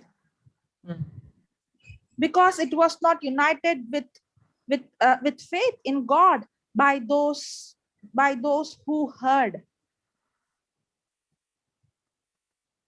So even in the Old Testament, we see that they receive by believing. You know, I already shared this, but I don't mind sharing this again. I always had this thinking in my mind. In the Old Testament is under the law, the New Testament is under grace. I had it earlier. I had this. Okay, Old Testament is law, New Testament is grace. But when I started to study, then I understood it is not like that. In the Old Testament, there was law. Okay, but nobody in the Old Testament can go to God by keeping the law of Moses. No. If anybody who tried to keep the law, the consequences was they were punished. The consequences was they were judged. Because none of them had the power to keep the law. That's why they had to come to God. That's why they had to constantly give sacrifices of animal. Blood sacrifice was given constantly because none of them can go to God boldly. They have to go to God asking mercy. And every time the word was given to them, they had to believe the promise that was given. Even in the Old Covenant, it is grace. It is not what they do. It is based on their believing. Even here, Israelites, the law was given. The law of Moses was given. The promise. I suddenly heard Papa's voice. No. No. That's from my side. Okay. So Jocelyn? Yeah, sister. Sorry. Can you repeat the part again where you say in the Old Covenant, it is still grace? I mean, yeah, means what I'm saying is what I mean is even in the Old Covenant. Now, for example, the Israelites. Now, was the promised land given to them? Yes. Are they going to receive this what God has given by believing or by keeping the law? Believing. By believing, correct? So Yes. is it what they earn or is it a free gift to them? Free gift. So is it under grace or it is because they kept the law, they're going to get it? Okay. Under grace. Under grace. Now, Because it's a gift. when I say grace means it's you're not earning it because you kept the law. You are getting it freely because you believe. So even in the old covenant, I see the grace of God right from the beginning. The law was there, but whenever there was law, there was judgment. People never, if you see any miracle in the Bible, in the Old Testament, any healing, any miracle, nobody received a miracle or any healing because they kept the law. No, no, no. Even in the old covenant, the healing was given to them as a free gift because they believed.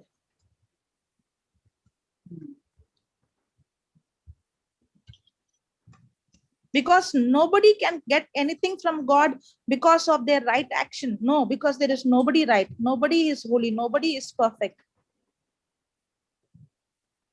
The only person who was perfect is Jesus. 100% complete perfect man.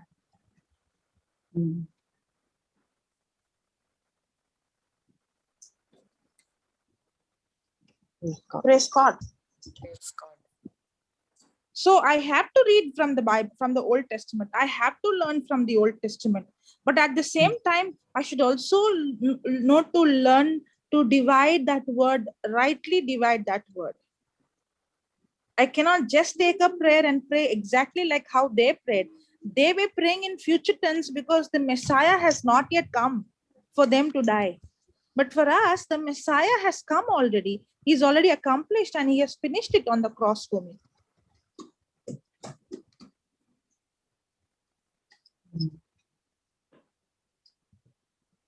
God. Praise God. So the First Corinthians 10 is actually teaching us. Yes. To also use, because I didn't get the whole. What you did not get? Papa used amplified. Now these things. No, because you are explaining that we need to. We have to now. Okay, now when I see the life of Joseph, am I not learning from his life? Yes. Yes. When I take the life of David, am I not? Now, when he committed sin, was it what did it bring a big disaster? Yes, sin has the consequences. I have to learn from his life. I have to learn from the life of Israelites. How did they make idols? They themselves said, "We will do everything God says." After they said all those words, immediately they went and made an idol for themselves. There is a lesson to learn from them, and we have to learn from their mistakes, and we have to learn from their victory. For example, when you learn about David, how did he go and win Goliath? You learn from him, but you also have to know rightly divide. Goliath is no more a physical flesh and blood that you and I have to fight. Rightly dividing the word, yes. I take the strategies from David, how to fight Goliath. I learned from David how to fight the Goliath in my life. But in my life, Goliath is not the same that 9 foot tall man or a giant. No, in my life, the Goliath is who? The sickness, that infirmity, or that problem, or whatever I go through. That is the Goliath in my life. So I should know how to rightly divide. I should not see a person as a Goliath in my life. Then I'm going against the scripture, because the scripture says that my war is not against flesh and blood. Yes.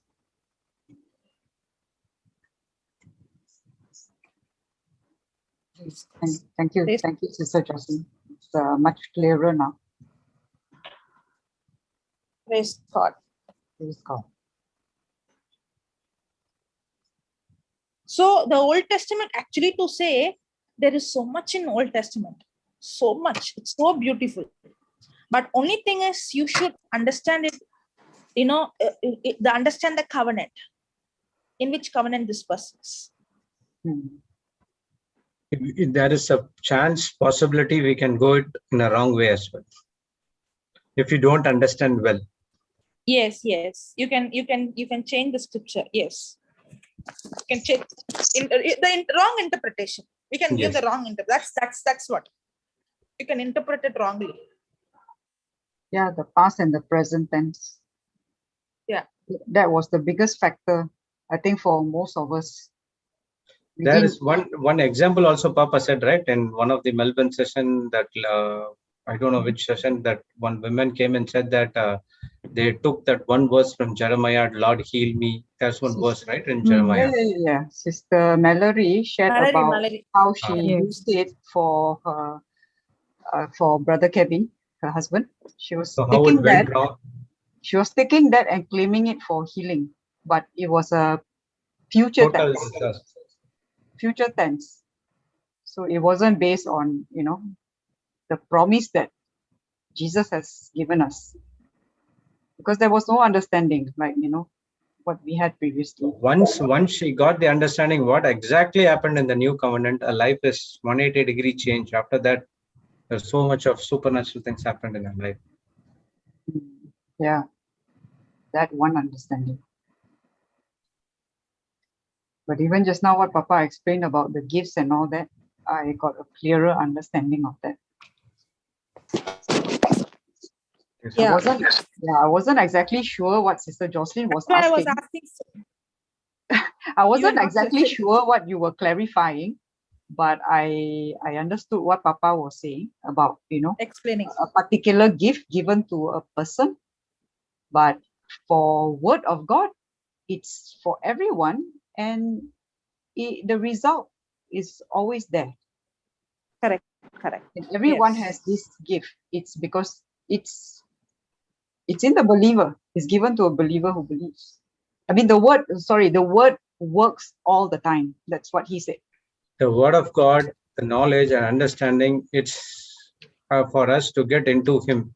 Because get in relationship. After that, we have to get into a relationship and we have to discover what is our calling. Yes, because the word of God is Jesus. And Jesus is the same yesterday, today, and forever. Hebrews 13:8, right? So when he's the same yesterday, today, and forever, so whatever is said in the word and the result should be the same yesterday, today, and forever. I mean, that's how I understood it. Praise God. Praise God.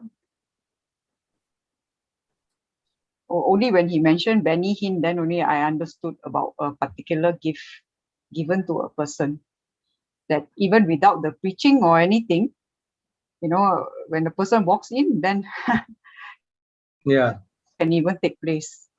I haven't really seen him, but I have heard that, he has this gift. So that one is a special gift given to him. Yeah. That one I understood. But the best part is everything that is given in the Word of God, we can take. We know you don't need to give an excuse. It's only given. The reason why I was asking the question is because immediately the mind will go, oh, then it is not for me. It is only for the special people. No. Everything can be taken by faith, by you believing in what the Scripture says, because everything is in you, given to you. The wholeness of the fullness of Christ is in you. So don't make that as an excuse and say, no, the Bible says this is only for some people. That is the gift that as Papa said, even without, they coming and preaching or teaching, it automatically manifests. But praise God, we have the word that by faith I can draw everything that is in me through faith, by believing. Yes.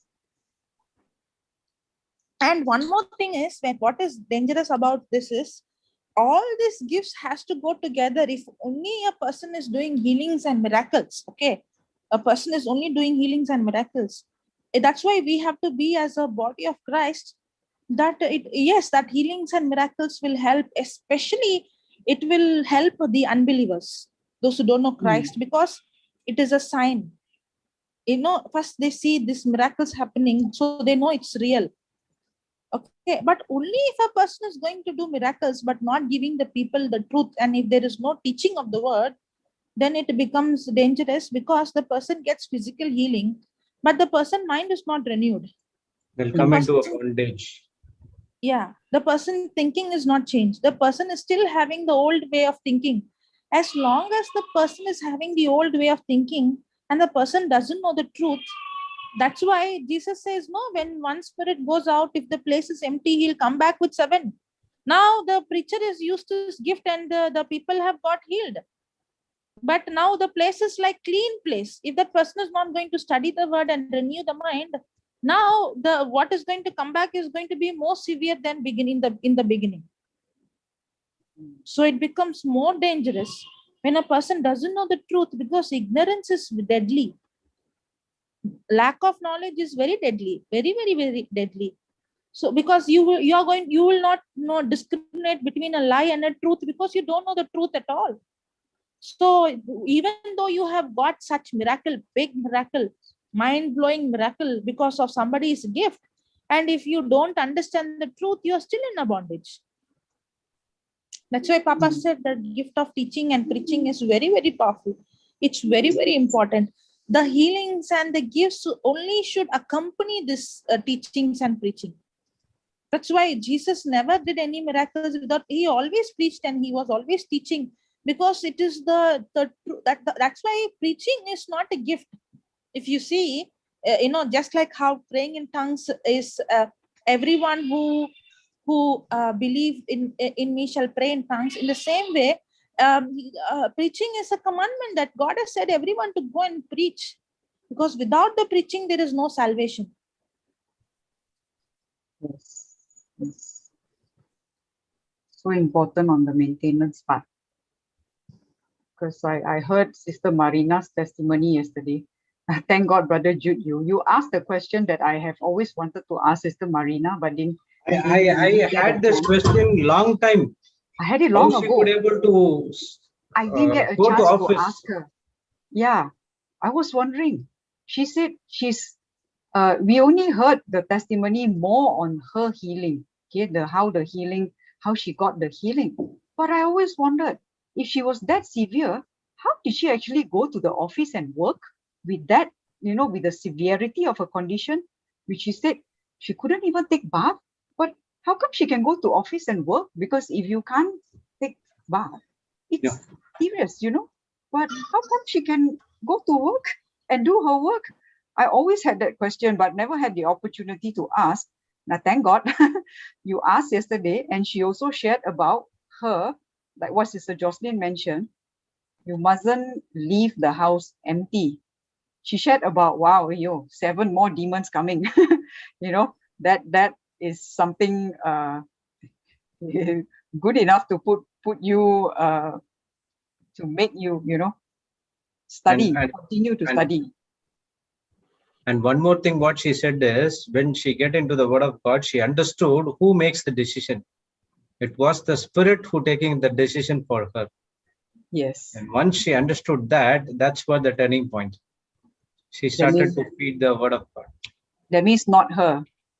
She knew that there was an evil spirit, and that evil spirit is the one who's operating. Because sometimes we tend to blame ourselves for what is happening. We think we are the cause of it, we are this, and then there starts self-condemnation, and that also comes from the evil spirit. Everything is from there, but we didn't know, and then we start condemning ourselves. All the evils are from the Satan only. All good things belongs to God. That was what I remember Papa was saying, when the same evil spirit talked to him, I think Father Joe's advice, I'm not sure. He said that don't speak anything, only speak I don't know. Whatever the question the spirit asks, you have to say I don't know. That's it. I still remember when he shared his testimony. For every question the spirit was asking, what's your name? I don't know. What you don't know? I don't know. What's your wife's name? I don't know. So every question he was asking, you say only I don't know. That's it. You mean you are trying to say that it comes from that means the evil spirit is the one speaking. Is that what you're trying to say? Because when the evil spirit talks something to you with contradicting to the word of God, you go and again speak to them. So he pulls. Brother, it also depends on each person, individual. At that time, the Holy Spirit might give a different solution for another person. No, I'm telling an example how he understood and he he gave a return to that spirit. So in my sister Marina case is entirely different. So each one have different solutions, how they came out of the fighting the depression. For me, after I came into the Word of God, I had a little tough time. I had so many questions. That's why my parents were even scared. I was even not able to sleep. And the questions would come like this: if your God is good, then why people are dying? If God is good, why is this happening? If God is good, why he did not stop this? If God is this, why did he allow this? If God is good, why are these children hungry? If God is good, and he would keep on asking me. Okay. At one point of time, I was getting some answers, yes, from Papa's teaching. When I got Papa's teaching, it was a big, like how to say, some freedom. But then there were still some questions because it took time for me to learn, right? There's still some questions. And the Holy Spirit gave me an answer that is, I don't know, but God is a good God. I don't know means with my brain, I don't understand, but my God is a good God. And I keep answering that. I do not understand, but my God is a good God. I do not understand, but my God is And when I start answering that, I was set free from that. I do not have the questions anymore. Because I was so convinced. The words I spoke, the Holy Spirit gave me wisdom to speak. I started to speak that my mind and my soul came into such rest that I started to believe the goodness of God so much. In fact, that's when the revelation started to come, how good God is. I was set free from that. That's why I told Brother Jude, it depends. For me, that's how the Holy Spirit gave me wisdom to answer back. Oh, yes, for each and everyone, it's different. Yeah. I was set free by that answer. I don't understand, but my God is a good God. And that set me free completely. But I don't understand what you said, Brother Jude, about Papa saying, I don't know, I don't know, I don't know. It is, I don't... Papa said that. I think you were in the class, but you were not in the class. That's why you didn't understand. But when did Papa share this? In the global only. The global only. Oh, okay. Discerning of the spirit. That is the topic. Wow. See, Brother Jude has become like computer brain, huh? No, not computer brain. Mind of Christ. Christ brain. When was this? Long ago. This was long ago? Yeah. It must be some 5-6 months ago. Longer than that. Oh, discerning of the spirit. Okay. You have to with the word of God, you need to identify to what spirit you are listening to. That's what he was teaching. We were learning on deliverance, I think, at that time. Yeah. Deliverance. That time. Yeah. So you mean we are supposed to speak to the spirit? No. What he was telling is, do not speak anything contradicting. Open your mouth and speak something. The spirit will give you something which is contradicting, and when you speak something like that, I'm not sure what is that food. I never invented to depression stage. I do not know what is that all about. So what I know is, when the spirit, the fighting is between the spirits. You are talking to your own spirit, evil spirit which is inside of you. I think that's what depression is all about. You don't hear anything which other people say, but you speak only to the you listen to the spirit which is talking inside of you. I think so, but I'm not sure about. So in that case, Papa was saying, when Papa was asking for the Jose or someone, I'm not sure about who is that he was asking. So there's so much of questions this spirit is asking me. Okay, don't answer any questions. Only say, I don't know. That's what the instruction was given to Papa at that point of time. So whatever questions it has been asked, he say, I don't know, I don't know, I don't know. That's it. I don't know. And one more thing, I think God loves me or something he added. I don't know, but God loves me. I don't know, but God loves me. I don't know, but God loves me. Yes, sir. Yes. He used this. Okay. Praise God. The key. So God that's why he came out of that. Oh, okay. That's a good way of answering. I don't know, but God loves me. But I mean, now that we are in this class, we should know. We should learn to know. Because the question that he was getting was, for example, you had breakfast. What? Then he'll say yes. Then he say, then what breakfast? Then this, then why you had this breakfast? Because then again, for every question, every answer, there will be a question from that answer. Ongoing conversation, you mean? Ongoing. Yes. Yeah, yes. you were telling, I don't know, but God loves me. That's why he was, yeah. Yes. Oh, okay. That's so what he came. But each one, Sister Marina is entirely different. And he was shifting the channels. All of a sudden, she got that the two people was preaching in the pulpit. And that's what after that, he was searching for the channel. He could not able to do it. And then she called some other person to check who is the channel is. And then she saw that one of the person's sister, or she got the deliverance from the depression. That's where she started to get into. Oh, okay. You're talking about YouTube channel, is it? Yes, not YouTube channel. At that time, it was cable. Cable? Before cable channel in Goa. Oh, you get to see that on TV. Wow. Yeah, she was seeing in the TV only. First time it was on the cable. Oh, okay. Because only secular things we get on TV. not so much the word of. No, I think it's a 24/7 TV, right, sister? This is India, sister. This is India. We have local cable TVs, Christian channels. Oh, it's only will go all over in Goa. Only in Goa. Even in my place, in my there's town, in Thuthukudi also there is one. We have one. We have JCILM 24 hours channel here. Wow.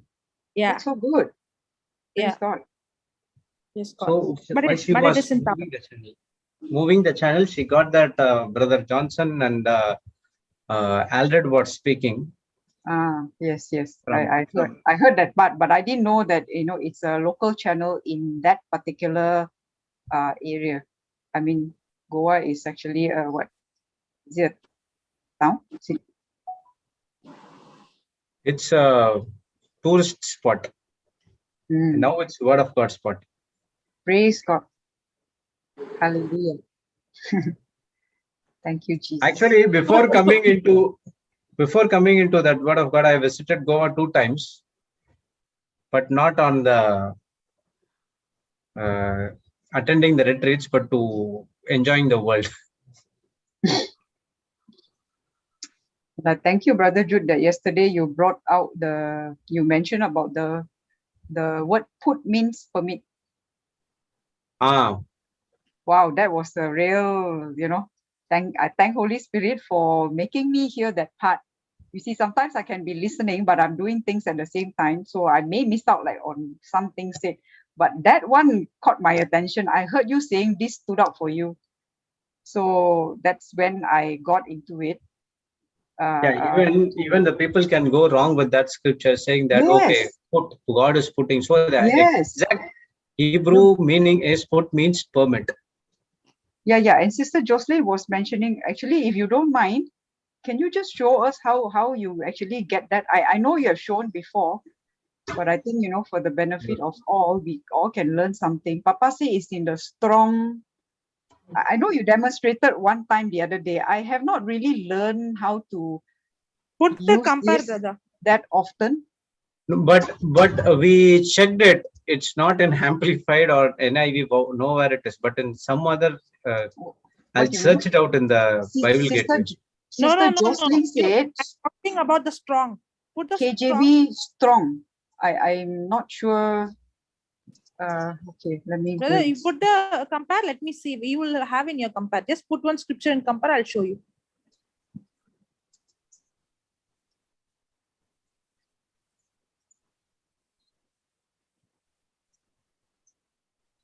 You see that? Praise. Yeah. Come down.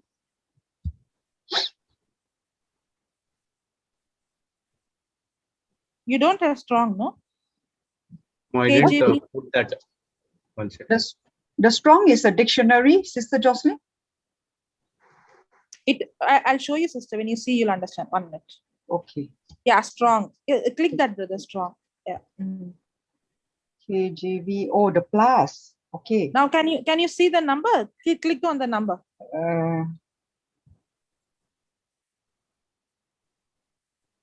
Now see. Okay. Then. Then can we try on that verse? Exodus 15:26 on the word put. So that all of us can learn also. 15:26. I must have this downloaded, right? KJV plus. It will come automatically. Oh, together with KJV. Okay. So that means I only need to activate it, right? Put. Primitive root to put used in great variety of applications. I can't see. I must use my, because it's very tiny. Can you forward a primitive root to put used in a great variety of applications, literally, figuratively, inferiorly, and elliptically. X and Y's appoint, bring, call, name, care, cast in, change, charge, commit, consider, convey, determine. Dispose. Where do we get the word permit? When I was searching for that permit. You mean this is the entire meaning?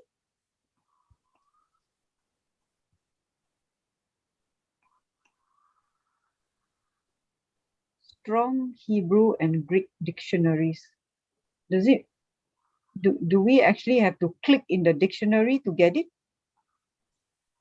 I just hovered that.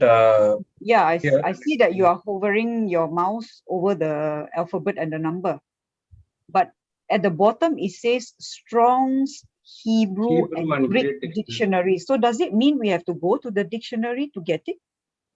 I don't know. I never used it. I have to do a research. What is that all about? Because the dictionary tab is on the left, right? Yeah, but because I'm also learning. I find that this one word a lot. This one word alone is like, it's like, setting us free from the lie.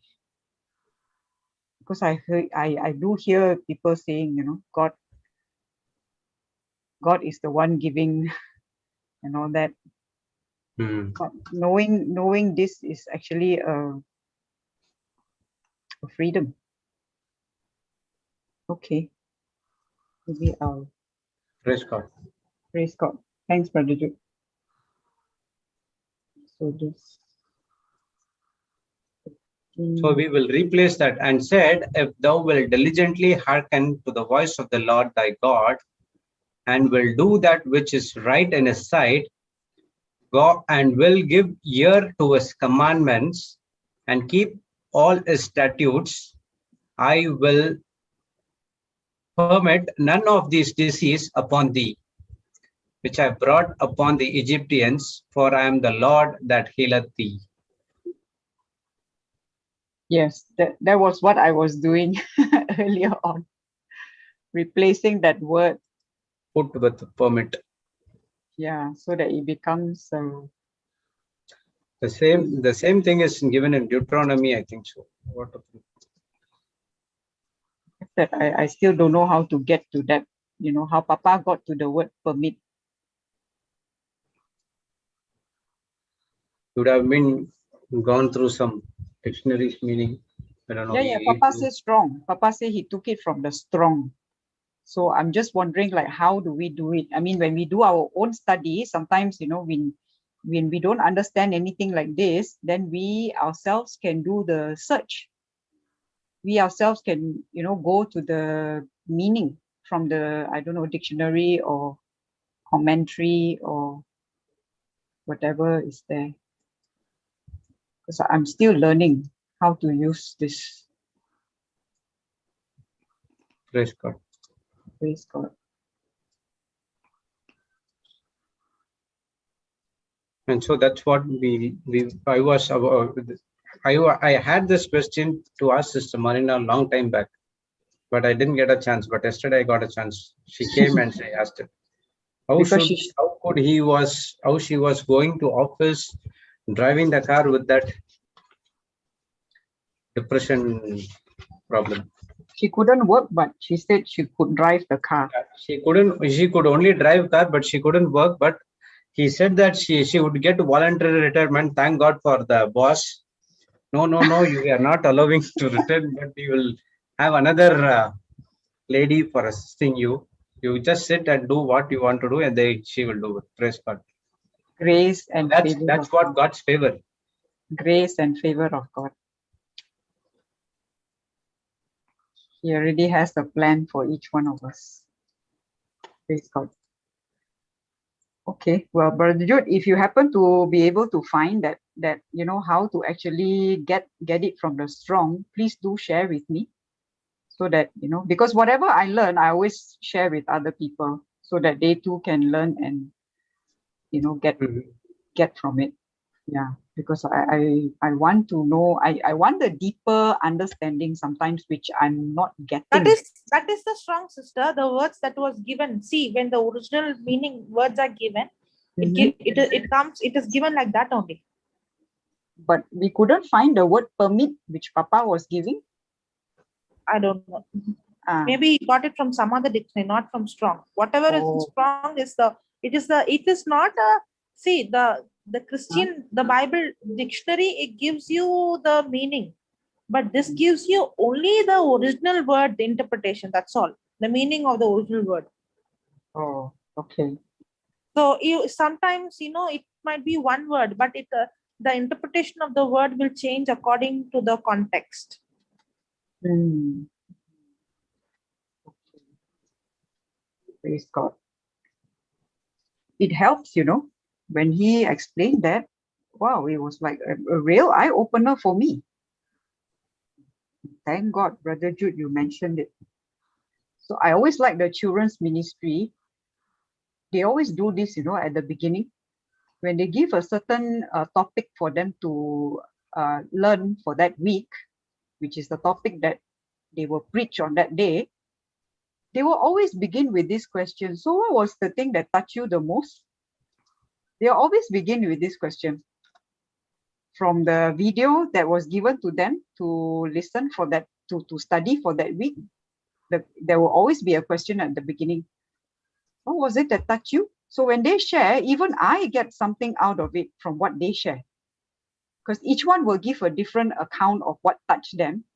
And, it helps with other people who might not have paid attention to that particular part. So that's why, like when Sister Mitsu come and all the rest, I will ask them, what was it that stood out for you? Because when she shares, I learn too.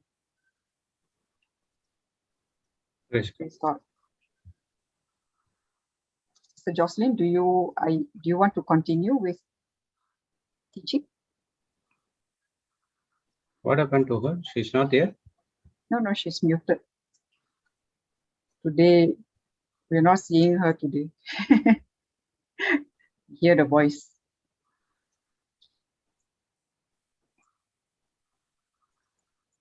Praise God. Praise God.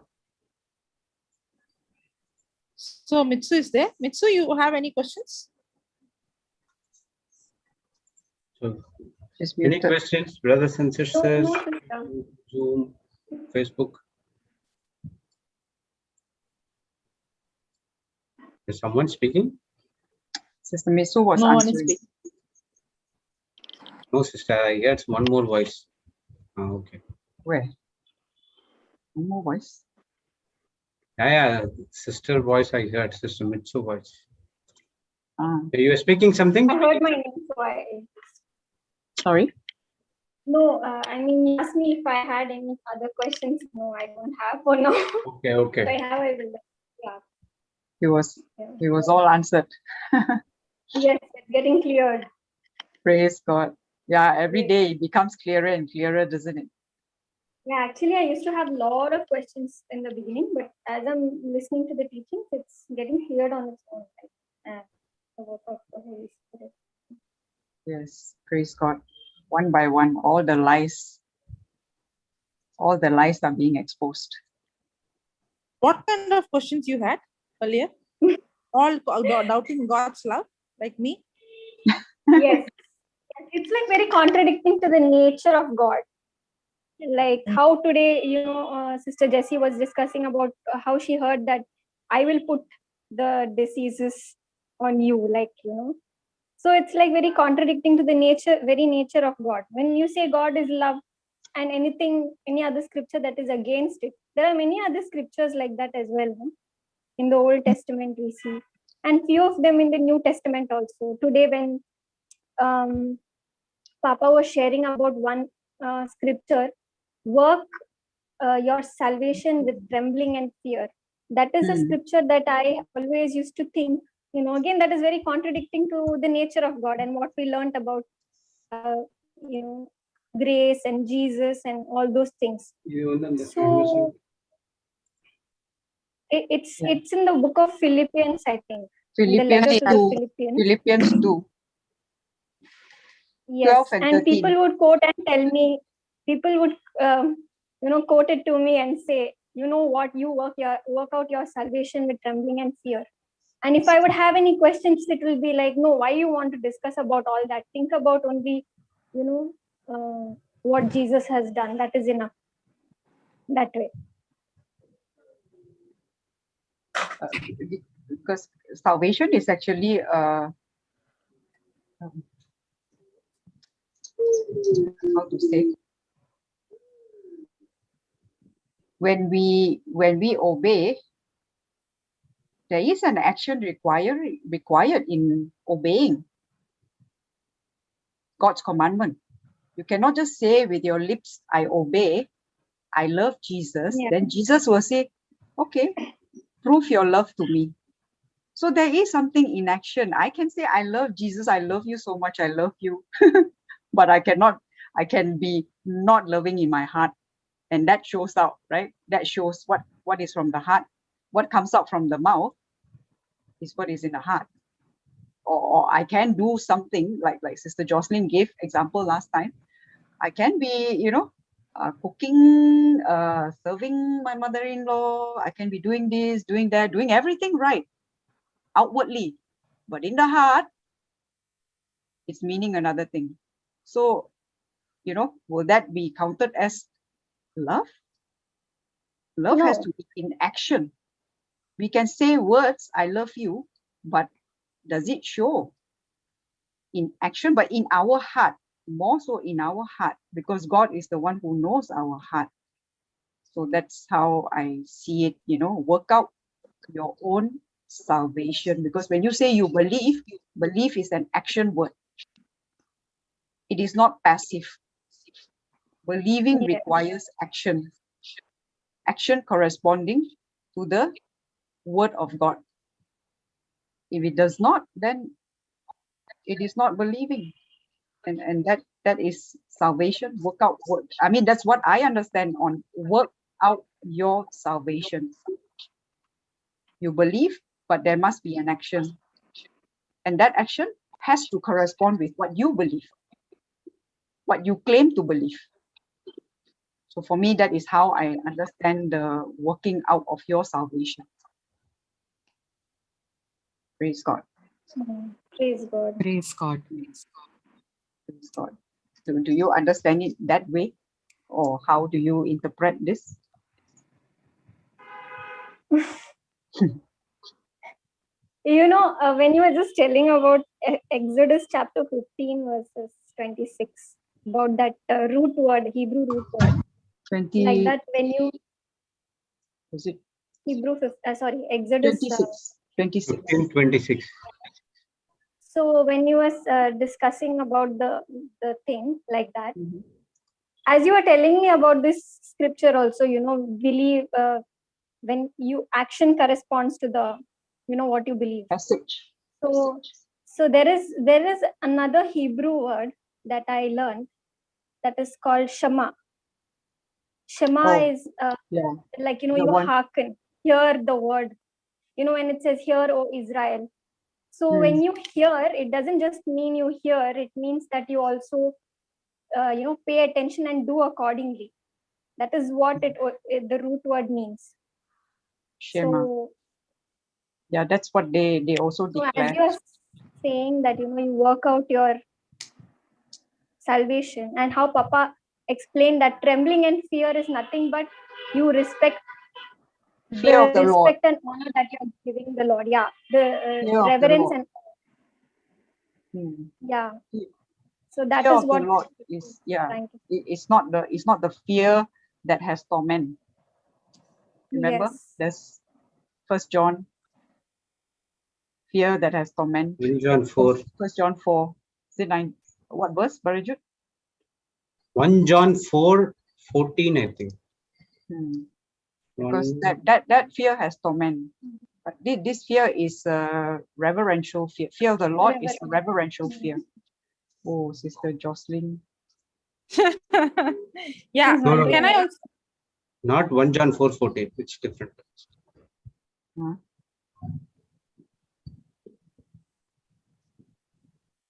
Brother, can Yes. you put that Philippians 2:12? Work out your salvation. Sister, there was a question from YouTube. Please explain the word iniquity. Again, it differs in each place, because in Romans 6:26, Romans 8:26, that word iniquity is weakness. In other place, the word in Deuteron, in Isaiah, the word iniquity is sickness. So it depends on the context which it comes. Philippians 2. Iniquity is usually 12. Iniquities is usually said as sickness, but in some places it is mentioned as weakness, not sickness. Praise God. Yes. Praise God. Okay, wherefore, my beloved, as you have always obeyed, not as in my presence only, but now much more in my absence. Now, is this says work for your own salvation? Work out. Salvation. Now, Yes. now, this scripture doesn't say work so that you will receive salvation. No, no. This says work out your own salvation with fear and trembling. Now see the 13th verse. For it is God which worketh in you, both to will and to do of his good pleasure. So the salvation is already, we received it. It is in us, and it is God who is working in us. The salvation is done. It's in the spirit we have received. But what is we already received, we have to work it out. I have received the salvation. God is working in us. He is in me, in my spirit. I'm not going to work to receive salvation. I'm working out the salvation I received. So I should not be a wrong example. If I have received Christ, if I have received forgiveness, then I have to work out my salvation by giving the same forgiveness I received. If I have received love and I have the love of Christ in me, then I have to work out that salvation which I received. I have to show that love to others, what I have received. If I don't work out, then I will become a wrong example. That's why it says with fear and trembling, that you will not take it, that you will not become a wrong witness for Christ. That's what I understand. Okay, thank you, sister. Thank you, Sister Jocelyn. Thank you, Sister Jocelyn. So you were saying, if I have received the salvation, like love, all that, then I have to show it, right? Yeah. I have to work it out. It won't come by default, because it is already, because the love is put in me, doesn't mean the love will automatically manifest.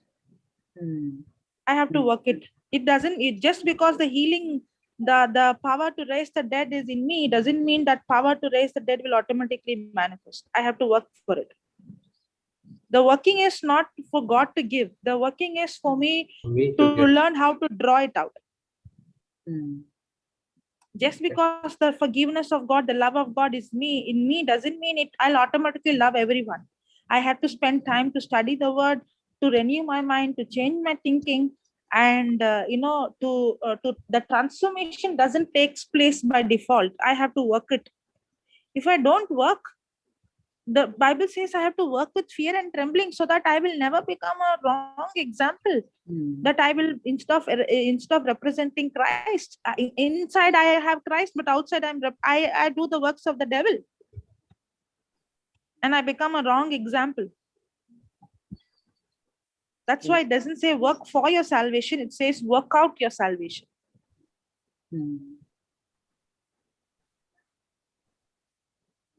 So can I also say I must put to action what I believe in? If you believe, then it has to be in action. If it is not in action, you're not believing. Okay. The question is, are you believing? Or are you believing what the word says, or you're believing what your senses says?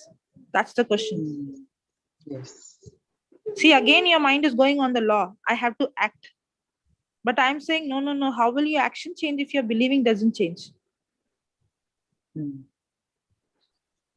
But how will you get the right believing if you don't expose yourself to the word of God?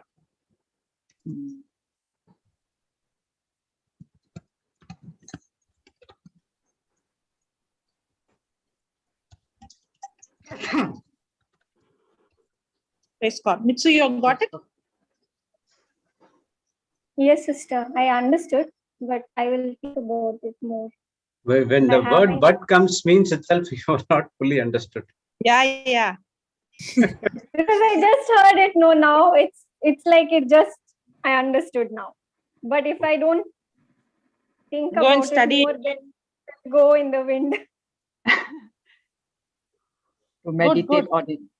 Yeah, because even I sometimes, yes, I hear it for the first time, but when I hear it again the second time and I sit with it, it really gets into the heart.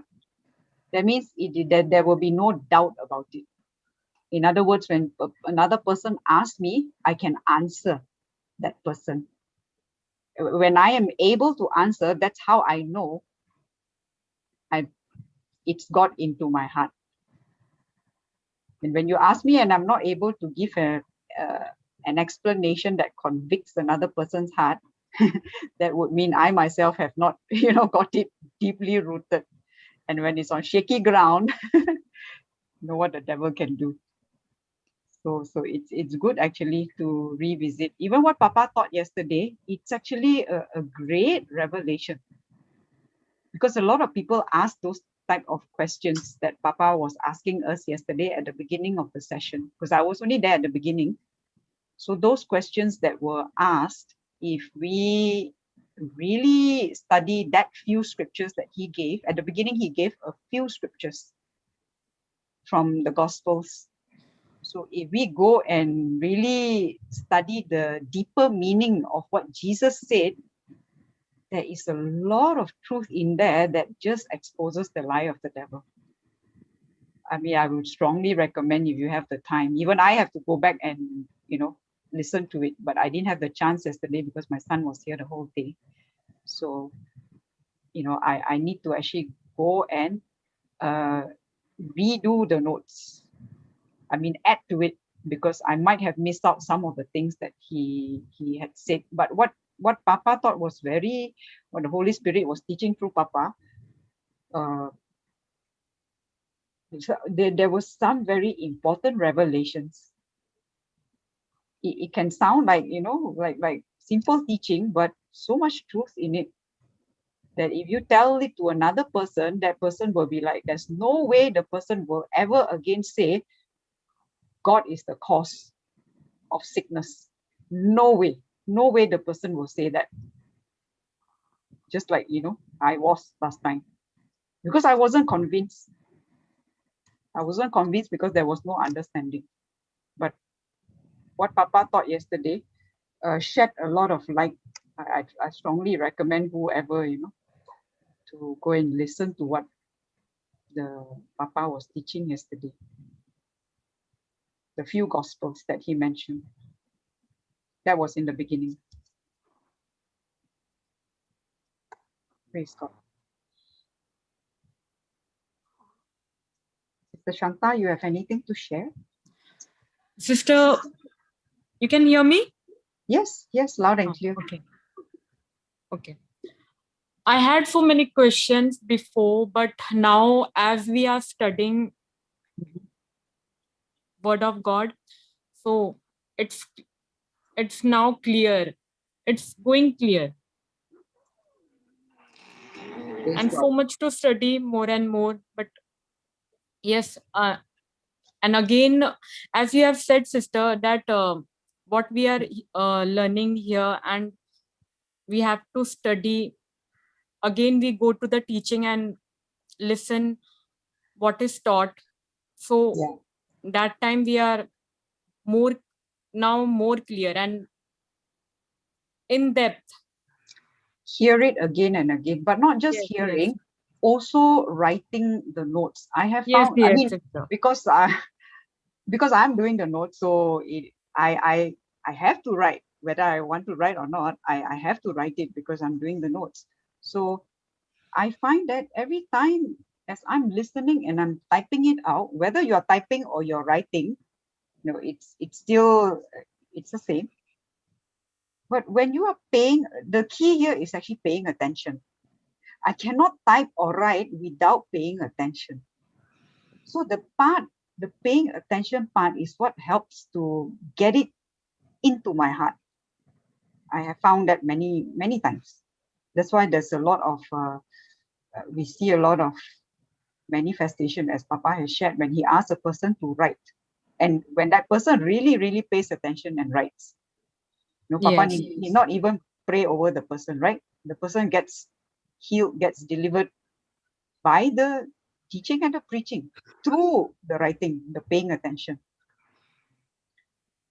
Yes, sister. Yeah. Paying attention and listening, and as well as writing the notes. Yes, that's also in Proverbs 4:20, I believe.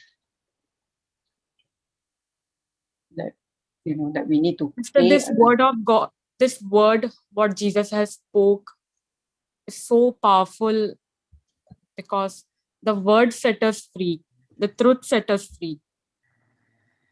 And when we don't know the word, know Jesus is the word, right, sister? Yes. When we don't know, really we think that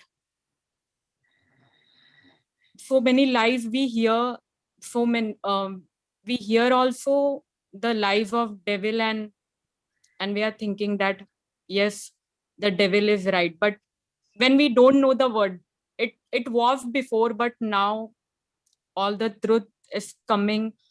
So we are set free. The truth sets us free is one part of the scripture, but it is the continuation of the truth that sets a person free. The word continue is there.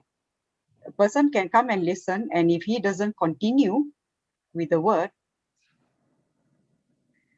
there isn't going to be a continual what do you call that, freedom, because there are so many lies sometimes in not just one area but so many other areas. So it is a process. So only when you continue that, all these lies gets exposed one by one, and that is when you see freedom in this area. I mean, you experience the freedom in this area, that area. I'm speaking from my own personal life.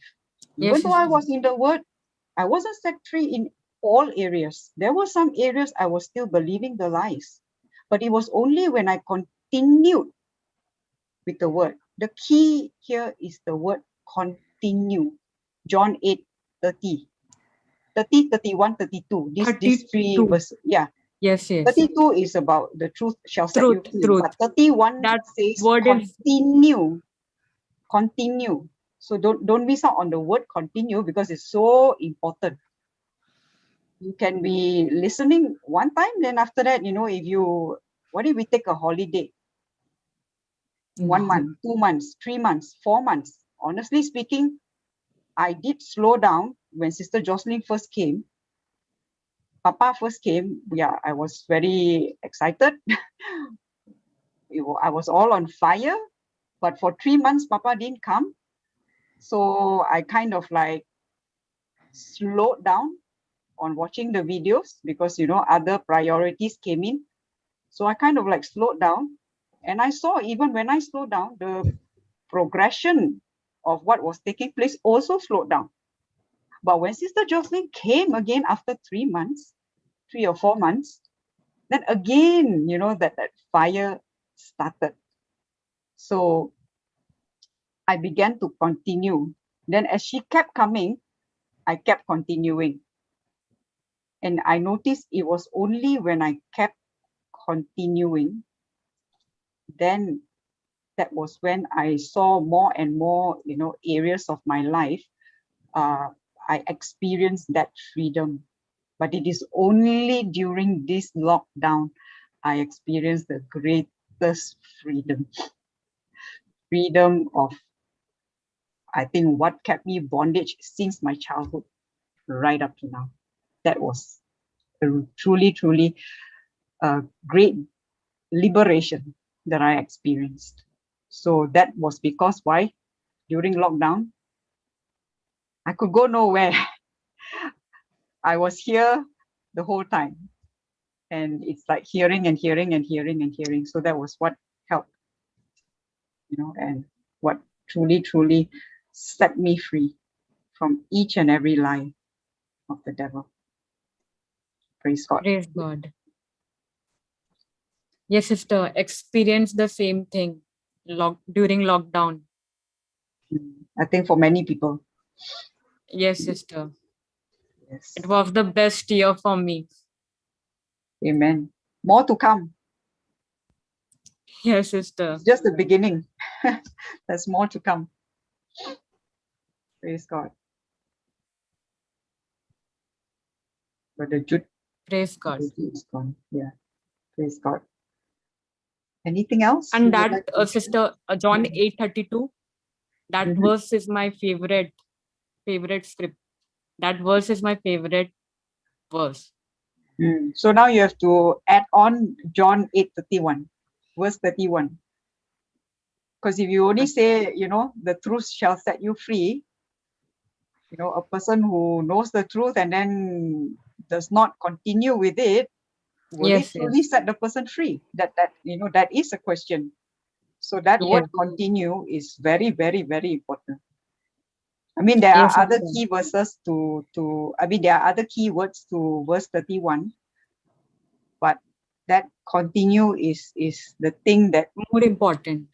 yes, because when you continue, you are what you are continuing is actually you're continuing in the word to become, because Jesus said, if you continue, Yes. then you shall be my disciples.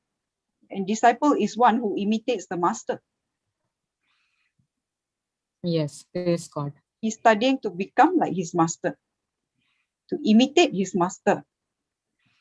So only when you do that, you will know the truth. Yes. Know the truth. And now we all know from all these months we've been studying, what is this knowing? It's only one thing. Knowing how much God loves me. And it is when you know this truth of how much God loves me, that is when the truth shall set you free. Knowing not in the head, but the heart. You can know in the head, but not in the heart. So you see, it's like every word, there is a deep meaning to it. Because this I also like this verse actually. I like this verse very, very much. The truth shall set you free. But when I went to study verse 30, 31, 32, wow, each It's more word, important. Yes. each sister. word has got meaning. It's not just Yes. the truth will set you free. The truth shall set you free is only one part of it. But there are so many things you have to do before that. The believing comes first. Then when you believe, you continue with the truth. Continue what? When you continue, Jesus said you will become like a master. You will imitate, you will become my disciples. And Yes. a disciple is one who imitates the master. So when you do like what Jesus does, then that's when you start, experiencing more and more. And then you come to know. You come to know the truth. And the truth is how much God loves me. If you see, sister, the transformation about the Hindi class about Sister Priyanka. Who?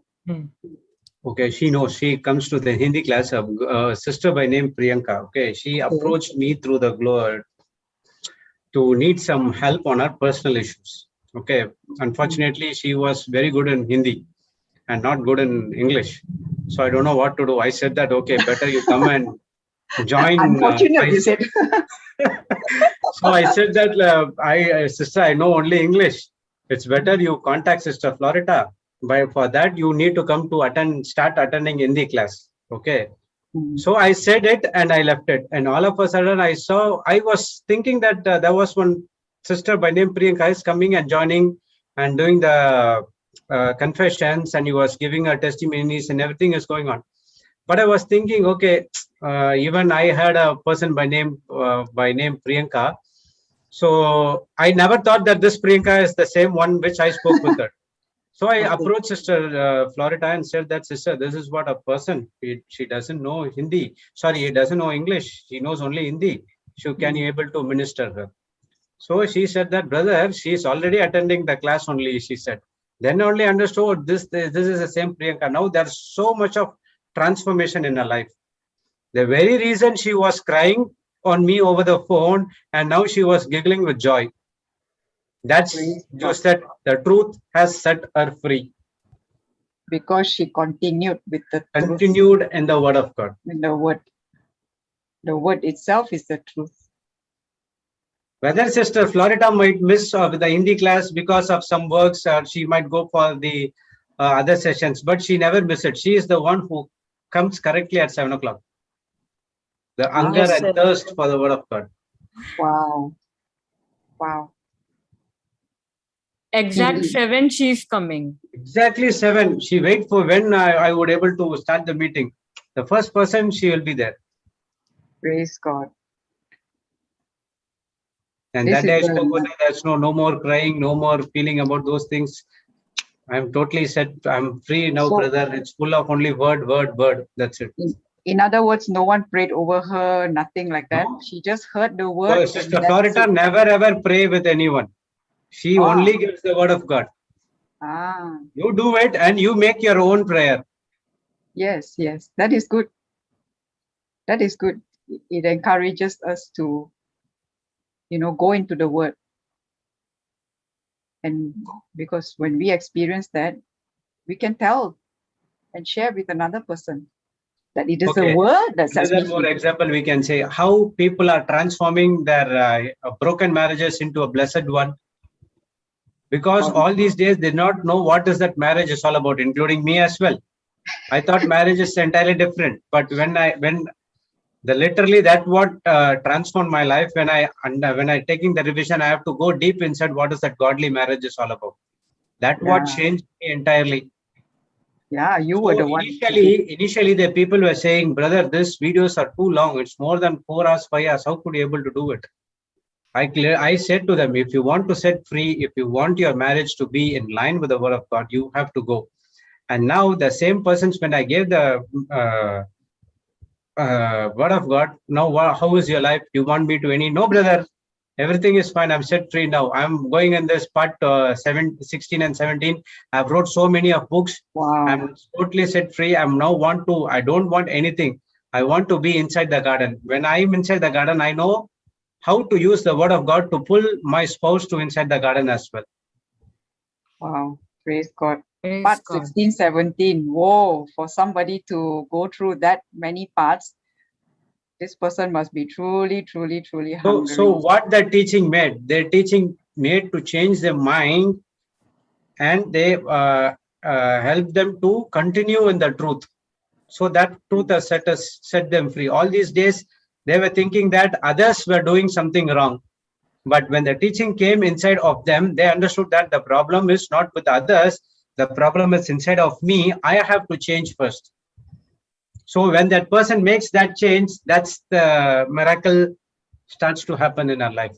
Anywhere it is, you have to change. Don't try to change others. Basic thing. And also, Brother Jude, we always thought the foundation of a marriage is based on love. This one was an eye-opener for me. It's not love. It's knowledge. It is the knowledge. It's the knowledge, not love. If we say love, we always say what, right? At the point of marriage, you say, I love you, you Only love love. me. But after that, what happens? Gone. Still, shaky. So, it's not love. It's knowledge. When you get the right knowledge, that is when you are able to apply that knowledge and put that love, which is already inside of us, into action. But that also comes by the grace of God. God. Everything is grace. Yes. I do get that from people, Brother Jude, when you're saying, the videos are long.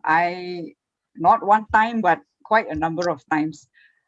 So I will ask them, I will say, 4 hours, you want, you want a lifetime of misery, or you spend some hours laboring to know the truth and be set free from a lifetime of misery. Praise God. Yes. And I will even ask them that question. the videos are very long, and you even ask us to write word by word. That is one more thing. So that is the labor. When they do that labor, that's the change in their life. It already sets the person free. Yeah, Sister Samantha is also there. Sister Praise God. Samantha. Praise God. Amazing. Praise God. Amen. Praise God. Praise God. Hallelujah. We want to see you. Come, set us all on fire. Okay. Oh, praise God. Praise God. Praise God, sister. Hi. Nice to see you back again. How are you? Praise God. Praise God. Praise God. Praise God. I just want to come in and share my testimony yesterday. How amazing God was. One second. I just have to. My daughter is watching. 1 second. Spotlight Sister Samantha now. Okay. So yesterday, the other day I came in and I said about I met this pastor from the church, and yesterday he invited me to his church to share my testimony, how I've been saved and how God have brought me out of darkness and translate me into His kingdom. So I did an hour of sort of sharing. Testimony. Yes. And you know what? There were people who were crying. And at the end of it, people were lying up, asking for the impart my anointing to them and healing. And people were healed from their back, from their knees, from their pain, from their arthritis. It was so amazing. All these people were crying. And I go to God, that was me 2.5 years ago, lying up and crying. And now you have put me here, and I get to be on the other side helping other people. It was so amazing, Sister Jessie. Praise and Brother God. Jude. It was, Praise God. Wonderful. Praise God. oh, Amazing. and the weather, yes, so amazing. And we haven't been live for so long, and it was over 40 people, and they were all coming up, and they were so amazed because I know so much scripture, and I said nothing of me. That's all the Holy Spirit teaching me. Amen. I am nothing. Yeah, I am nothing without God, and it is His word, that is the Holy Spirit who speak on my behalf to touch you and everyone's heart, just as God have touched me 2.5 years ago. And it was and the weather here, sister, is holy rain. It flooded, and it took me 1.5 hours to get there. And I was driving on emergency lights because there was so much fog, we couldn't see the road. And I said, God, anything for you. you have taken me out and you have done so much for my life, and you are driving anyway. So I'm not even going to worry. And then I got up early and I drove from 8 o'clock until 3 o'clock I came home. Isn't it amazing? Praise God. Yes. Wow. This was in Sydney? Yeah. In Sydney itself? This was Sydney. But yes. This church. pastor, he invited me in a church. In the, I don't know, they all, you know, different church, and they all call different names, you know what I mean? Christian, Orthodox and all that. And I'm just saying, God is all the same. We all believe in the same God and the same Jesus.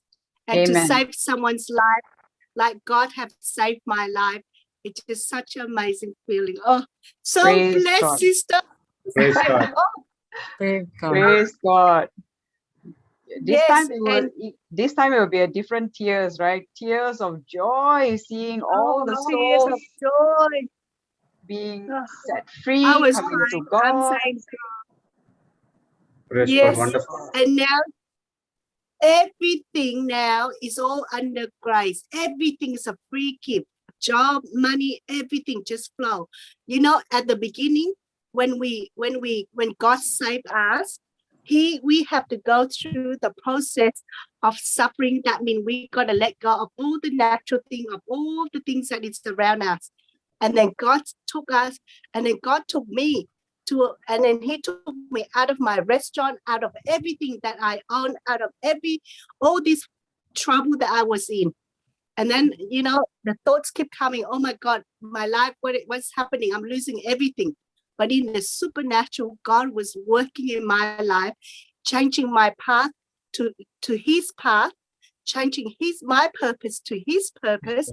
So now that whatever I receive is all from him, it's all from grace. Nothing of me. I don't work. All I do is open my mouth and say, God, help me to help others. Okay. And God, I need a job. You bring the people into my life and everything just come to pass. And brother and sister, brother Jude, you know, I only work to this company only less than 20 hours. And I got so much pay. And I just keep on smiling at God, and I cannot believe the pay that they pay me. It's so much. It's like nearly $1,000 for 20 hours. Isn't it amazing? That is Yes. You are still working? Wow. Praise God. Praise God. Yes. Yes, she is working not for her, for others. Yeah. And I said, God, whatever you give me is not mine. It's your money. It's everything. I'm just there to give love. And when I give love, God bless me and I be blessing. So now I said, God, you bless me so much. Where would you like me to sow? So it's not my money. So God was teaching me how to manage his money through the process of 2 years, because my mind was constantly thinking about money. And then God was teaching me how to let go and not think about it. And then when I give to people, you know how when we give to the poor, we don't feel anything because we think it's part of, you know, Christian life. But when our loved one asks for money, we get upset because they use for this and this. God said, no, you don't get upset. Whatever you give, you have to give out of love. And you have whatever you give, doesn't matter what they use, but and make that prayer, that money that you give, buy that soul into God's kingdom, your husband, your children, whoever you give, but don't give it with irritation. You got to give freely. And God was teaching me that, because my husband was asking me for money and I get irritated. But when I give to the poor, I didn't get irritated. Do you know what I mean? So God was saying, no. You got to give freely with love. And when you buy and whatever you do, you sell that money, you bring your money, your husband into the kingdom. It doesn't matter what he's using for. God will guide him because your prayer will be answered. Oh, so amazing, sister. God, teach me. Oh, and now. So when you give, you say a prayer at the point of giving? All the time. Okay, when I give to the poor, you know, we always say pray to the poor. But you know, when sometimes when you're saving money and then your loved one or your husband, your children, someone asks for money, and you don't want to give because you know that they use for whatever purpose, whatever it is, because it's out of your saving. You know what I mean? Yeah. You get upset because, but God was teaching me, you don't do that. It's not your money to save. You need to give because in your heart, if you feel irritated, that means that money you think it's belong to you. But if it's my money, you will give freely. And with that money, you have to pray. So I said, God, whatever my husband use it for, let him use it wisely and guide him in the right path and overflow him with understanding and wisdom, Lord. And so what? That money I give out of love. And then he received love. And that love, but who's love? God is love. So Amen. God will guide him and teach him. So and I was like, wow. God. Yes. So you sow the seed, not just physically with the money physically, but also with a seed of prayer. Amen. Yes. Praise God. Amen. God. And now, because God knows, and then I even say, before I have the job or the clients, and I had my first clients, I said, God, my first clients, I will give it all to you. I said, I give it to the poor, wherever you want me to give, I give. And I gave, oh my God, look at it now, sister. Abundantly, exceedingly beyond what I imagined or asked for. Praise God. Yes, Wonderful. yes. I remember when you came initially, it was like every few weeks or every other week, you were telling us, wow, God has, cleared this much of debt for me, and after that you came again this week, another debt God has cleared for me. It's like every week God is clearing all the debts, I was like, wow. Wow, yes, nearly 200 grand. Isn't it amazing? Praise God. Yes. Nearly. Praise God. And now, because why? During the time I just saw, I don't think, and every time I think about money, I cast it out. I said, I don't need money from you. So the accuser, the devil keep on put thoughts in your mind, thinking about money all the time. No. I said, no. I cast out the spirit of mammon, spirit of money out of me. I even cast myself. I said, God, I don't want nothing of me. I cast myself because, when you go through the problems, you're always thinking about it. So I was casting me, myself, my thoughts, whatever out of me. I said, God, you just give, I just give. Lord, you tell me to give. And everything I do, I start with God first. So God gave me the first kind. I said, God, this is yours. And then now, oh God, you overflow with clients. And then God opened the supernatural door for my husband yesterday. Because we always make a prayer, and sometimes I go early, and we can't make a prayer, but I will call him when he gets up, and we were making a prayer. He was teaching me how to preach and share the word of God to the people. Wow! And I'm like, why don't you come and do it? And I said, he was teaching me, and he was telling me what to say. He go, don't talk too much, okay? You got to let people to come in and share testimony. And I'm like, okay, I'm not even, when they talk like that, you don't argue back, but you just smile and thanking God that he's already in the word. So I just smiling and I say, yes, dear, whatever you say, I will do it. Yes, dear, I will let the Holy Spirit talk. I won't talk, okay? The Holy Spirit's talking. But he was teaching me. He was telling me what to say, and I told him, why don't you do it? You know what he said? I'm not ready yet. When I'm ready, I will go and study, and I will preach, and I go, praise God. Isn't it amazing? Amen. Yes. Wonderful. Amazing. Oh, so amazing. Yes, amazing. Now you see that God was taking me all out from the natural world, from all this desire, all this lust, and all this world.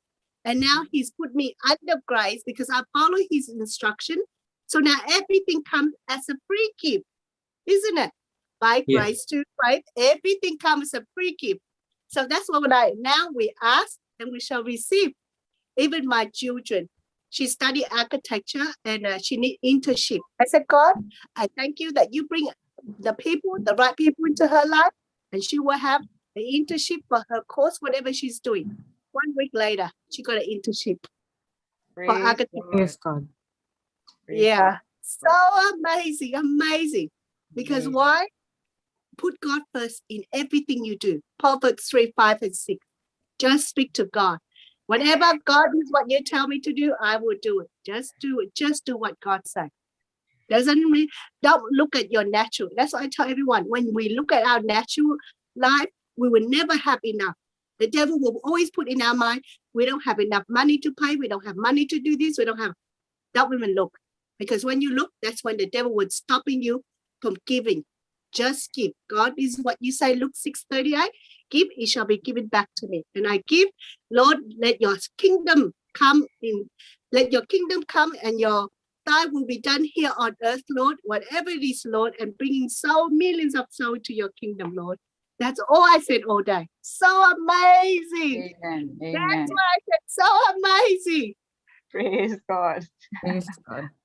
I And that's really love when you share about your husband, how, he has changed. And he's even teaching you, what to say. Yes. Because why, Sister Jessie? I speak life into his life. Praise The God. word of God changed him. I didn't change him, but every single day I put the word of God into his life, and I put practical. That means I believe that there's no anger, there's no arrogance, there's no pride in him. And when he acted on it, I said, no, that is not him. I know he's already saved that. I said, devil, how dare you act arrogant in front of me like that? So spirit of arrogance, get out of him. Anger, bitterness, just cast it all out. And you know what I do, sister? Before, I'm not even a nice person. Okay, now I call up. You know what I said to him? I said, hello, my beautiful husband. I called him. And what am I doing? Speaking love into his heart. Amen. That word there changed him. And when they hear that, when he hears that, they smile and they love in his heart, and he changed too. So now he not only that, sister, the house for me, he cooks for me, he does everything for me. Praise God. Or just call him that. So this morning he said, I clean the house, I mop the floor, and I wash all the dishes for you already. Whoa. I said, thank you, husband. You are so nice. You see, what am I doing? Changing my word. Last 2 years ago, we were screaming at each other. So bitter and anger. Because the word coming out of my mouth no longer talk about death, destruction, but only love. So I was giving love to him. And see how love, 1 John 4:18, love destroy every work of the devil. So amazing. So amazing. Praise God. Praise God. God. Wow. Praise God. Mountains God. melt like wax. So all the bitterness, anger, everything melted like wax. Everything gone. Because you were planting agape love. Yes. So now, sorry, Brother Jude. Yeah, you came into the garden first. Yes. And you pulled your husband into the garden as well. Yes. Everybody I see now, come. Everybody, I'm pulling everybody. God, Holy Spirit, you help me, help. I'm going to sow this seed. You start this spirit. But you know why? Why God said that we have to be the first one to walk in purity. Because if you keep on concentrating, now if I keep on concentrating on my husband and God at the same time, what am I doing? Going around the circle. 1 minute I'm with God, 1 minute I'm with my husband. So I'm living in both worlds. Until I go into the garden, know the truth, and God, when you spend time with God, God wants your time, your availability, so He can give you the ability of how to bring people into the garden. So God was teaching me, okay, every single day. God was teaching me how to first teach me how to walk in purity, then pull the people. Because why? Now God is in me. The one in me is far greater than the one in this world. So I become the light now. God is in me. So the light of God is shining in me. So what do? I pull people Because if everyone is in the dark, and when you go in a room where there's all darkness, you only need just one person to switch on the light, everything becomes light. That's why God wants us, just one person, to be safe in the whole family, to walk in purity, and the rest of the family will come. So we don't need to do, because the minute you turn around, you look at your husband, what he's doing, look at your children, look at your job, you are distracted and you are looking at the problem. That's why you get fear and worry. That's why don't look at them. Make a prayer, cast it all onto God, 1 Peter 5:7, and then Philippians 4:6-7. Just don't worry about it. God will take care of everything. Just focus on God's word and speak God's word over every situation. Because we look at the problem, God already have the solution for us already. We need to speak solution, not problems of our life. Praise God. Praise God. Amazing. Wonderful. Now Yes, tell us. Praise God. Tell us, was that easy to do? Okay, at the beginning, no. But because I keep on doing it, it becomes a habit. Now everyone I look, whoever insult me, whatever trouble I go through, I go, devil, that's you, not my God. I already have victory. And I just cast it out. I said, no, I'm not going to worry. God, you already given me victory. I don't need to worry. So now, the more you do it, every single day, it's a practice and becomes easier. It becomes your character. You see, when Papa teaches us, the thoughts become words, words becomes action, action become habit, habits become character. So the more you do it, it's the character of who you are, because God now is changing. You become a new person now. You're no longer that old person anymore. So the one in you, the Holy Spirit is guiding you. So when problems come, okay, when everything comes, when you see problems, when anything comes against you, what are we doing? The Holy Spirit, you got the Holy Spirit and you have the truth in you. So when you have the truth, the Holy Spirit will teach you. He will tell you, don't speak. He will tell you, be patient. And then you can hear the voice in him. That's how I learned. So when I have the truth in me, the Holy Spirit separate me from a mind of a man to a mind of Christ. He teach me from separate the soul and the spirit. He separate me from the word of God, from the word of the world to the word of God. And then he make me decide which path am I taking. You see? And that's how I learned. I'm saying everything. When I see something, the Holy Spirit will speak to my heart, and all I do is follow the instruction. And that's why that's how I can hear and call from the unseen to the seen. Whatever you do, you hear in your heart, you make it into reality. That is called from the unseen to the seen. Praise God. Praise God. Praise God. Lord. So the key was consistency. Consistency. You had the consistency. All the time, sister, when I finish study, when I go to work, and then the person in front of me or whatever in front of me, that is me. My job is to apply the word of God. That means apply love into their life. That is our job. Whatever we do, love is the foundation, because the kingdom of God is the kingdom of love. Everything we start with love. God, perfect love. And when you start with love, that means your mind is not judging. You are not criticizing. You are not complaining. You are just doing it with full of joy, with full of peace. Because why? Jesus is the one in you that's doing it. You are under grace. So it's his authority, his power, his wisdom, everything of him you are using. That's why you don't feel tired. That's why now I work 10, 15 hours a day. But during that 15 hours I'm working, I'm speaking to God, to Jesus all the time. So what? So that I'm connecting to him all the time, so that I don't feel exhausted. I don't feel anything, because I'm using his strength, his wisdom the whole time, because the love is flowing to me. And when love is flowing to me, God is working in me. Is it amazing? Amen. Yes, amen. Praise God. That's why there's no sickness, nothing. Because why? The spirit and the soul and the body becomes one. Amen. Amen. Amen. Wonderful, wonderful. Thank you. Thank you for sharing with all of us. So you're going to get more preaching invitation after this.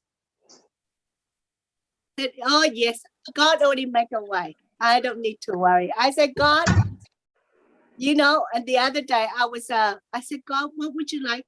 And sister, when I go to the patient, to the clients that I have, I always speak the word of God to them. I said, God loves you so much, you know that. And I start telling them about the word of God, sending prayer. That was my purpose. I said, God, help me to help them. So my purpose is to help them and to bring and to get them to experience God and have encounter with God. Because they see, because they see the joy in my life and they see how I got healed from my asthma, and they just all amazed. Isn't it God? God put you in a test. Now I know what I go through, all the suffering, all the everything before is for who I am today by the grace of God. He heals me and then let others see that God is alive and active for them to come into the word of God. So amazing. Amen. Amen. Amen to that. Amen. Praise God. Amen. Wonderful, wonderful. Yes, so amazing, sister. So The every other day day, you're going out, preaching the word, sharing God's love. Everywhere, anywhere. everywhere. Even I'm sitting in the car and I'm just crying because I said, God, you are so amazing, Lord. The life, the time. You see, when I give time to God now, I get to work with whatever time I want and love wherever I go. I receive love back. And then now God bless me financially. Oh, so amazing. So amazing. Praise That's God. And I said, God, this is what it means when you are under grace. Everything comes as a free gift from God. That's why no one can take it away from you. You don't even have to go and look for it. They just all come supernaturally. God. Yes. Amen. Yes. Amen to all that you said. Thank you. Thank you. Wonderful, wonderful. So happy you came to share. Come every time you have testimony, come and set the fire going. Praise God. Oh, God is so amazing. Praise God. Yeah. You know, yesterday I wake up and in the middle of the night and the Holy Spirit spoke to me. He said, you know, when we in the physical, when we go to swimming, we have to know how to swim to be able to float on top of the water. Okay, we need a float to stay alive, to stay on top of the water. Yes. He said, just like in the spiritual, you need the word of God to stay above your problems, above your sickness, above all the suffering that you are going through. So you can't, because when you are drowning in your problem, in your suffering, if you don't have the word of God, you are all suffocated. You cannot breathe. You are always in depression, in fear, in worry, in anxiety. You need the word of God to lift you up and take you out of it and only give you, because why? At the first start, when people try, they said, oh, I keep saying it, but it's nothing happened. Because they keep on looking at the problem. That's why nothing happened. You got to let go. By let go, that means you got to, whatever you learn today. So whatever I learned, if I learn one verse, I will go and speak to someone about that one verse. If I learn 2 verses, I go and speak to that person 2 verses. So whatever I learned today, I go and say, God, can you bring somebody? So I share that. And when I share that, the Holy Spirit was teaching me how to speak. And the Holy Spirit was opening my mind because why? God was testing me to see if I was bold enough, to see if I was faithful enough, to see if I would go out my way for God's sake. And I did all that. I said, God, this is what you say. So I'm just going to anybody's house. Whoever wants me to go into their house, pray, whatever. I just go and go and go. I said, for you, Lord, I would never say no. So I never say no to anybody. That's why I said, God, and now, just 2.5 years, Jessie, I get to stand and help people. Oh, so amazing. And it's only 2.5 years, but wow, look at the many more years to come. Oh, yes. And then, God Jesus put in the picture. I said, Jesus, I want more than this. I want more and more. Me and you, Jesus, we're going to do it together. I always said that to Jesus. I said, me and you, Jesus, we do it together. Bring more souls to your kingdom. Amen. Amen. Yeah. So the word of God doesn't just help you stay afloat. It helps you you become a life jacket to someone else. And that life jacket is Jesus, who is inside of you. Yes. He is life jacket. Praise yes. God. See, our words connected to God's kingdom, which He is in the spiritual realm, and then He comes, when the word connected to Him, the word comes into our natural life, into our physical life that we are living, and the word is Jesus. John 1:14. Okay, so at the beginning He was the word, and the word was with Him, and the word was God. So at the beginning, that Jesus was the word, and then John 1:17, the word become flesh. So Jesus become flesh and live among us. And today the word is alive and active. Hebrews 4:12. You see how powerful the word? That's why God said, Deuteronomy 30:19. Life and death is in the power of your tongue, but you choose whatever you choose. Okay? But God always tells us choose life. Because whatever you choose, that's the consequences that you are living. And I tell to everyone, if you truly want to bless your husband, you love your husband, love your wife, love your children, then speak blessing, prosperity into their life. Stop speaking destruction and sickness into their life. Speak life into their life so that they become life. Because your word change people's life. Your word change people the way that you want them to become. Because the thoughts that you are thinking about them, see, my thoughts thinking about my husband was only love, peace, and joy. And every time he act anything else, I said, no, that's not him. That's the devil that's working in him. So I cast it out. And in my mind, I was never thinking of bad things about him. I always think he's a good person. That's why God teaches us, Paul teaches us, Philippians 4:8, think of good things, think of good reports. Everyone, you're going to think of good things and good report on them so that you have made them become that person. You not only make that person, but God is teaching you how to have a mind of Christ that is only love, peace, joy, the fruit of the Spirit, Galatians 5:22. So God is. Praise God. And call them beautiful. Beautiful husband. Yeah. I like that. I like that. He gets up and I'm like, good morning, I'm at work and he's sleeping and he gets up and he's supposed to say that to me. But no, you humble. I say, good morning, my beautiful husband. And he was so much joy in his heart. And from that day onward,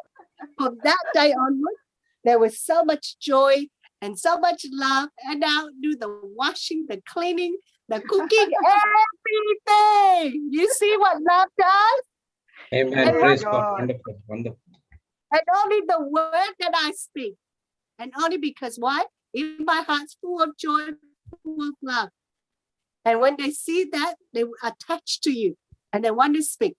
And doesn't matter he's grumpy. I said, and any other day when he picks up, he's grumpy. I say, I just want to say hello. And I go, it's all right. You're busy. Don't worry. So I hang up. 5 minutes. Love calls back. You see that? Love. Praise God. So amazing. So it's not every day it's a beautiful response, but you choose to respond beautifully. Yes. It is you who is the one who's choosing to respond beautifully, even though sometimes you don't get that kind of response, right? Yes. Praise God. Praise God. Even though no matter what people do to you, your job, your purpose is to give love to them. Amen. Yeah, that's what. That's a wisdom key. What people do to me is not my problem. What I do to people, it's my problem. Yes. God is looking at your heart condition. What is your motives? When you look at people, are you looking with love or with anger? The minute you look at anger, you open the door for the devil to come and steal and kill and destroy you.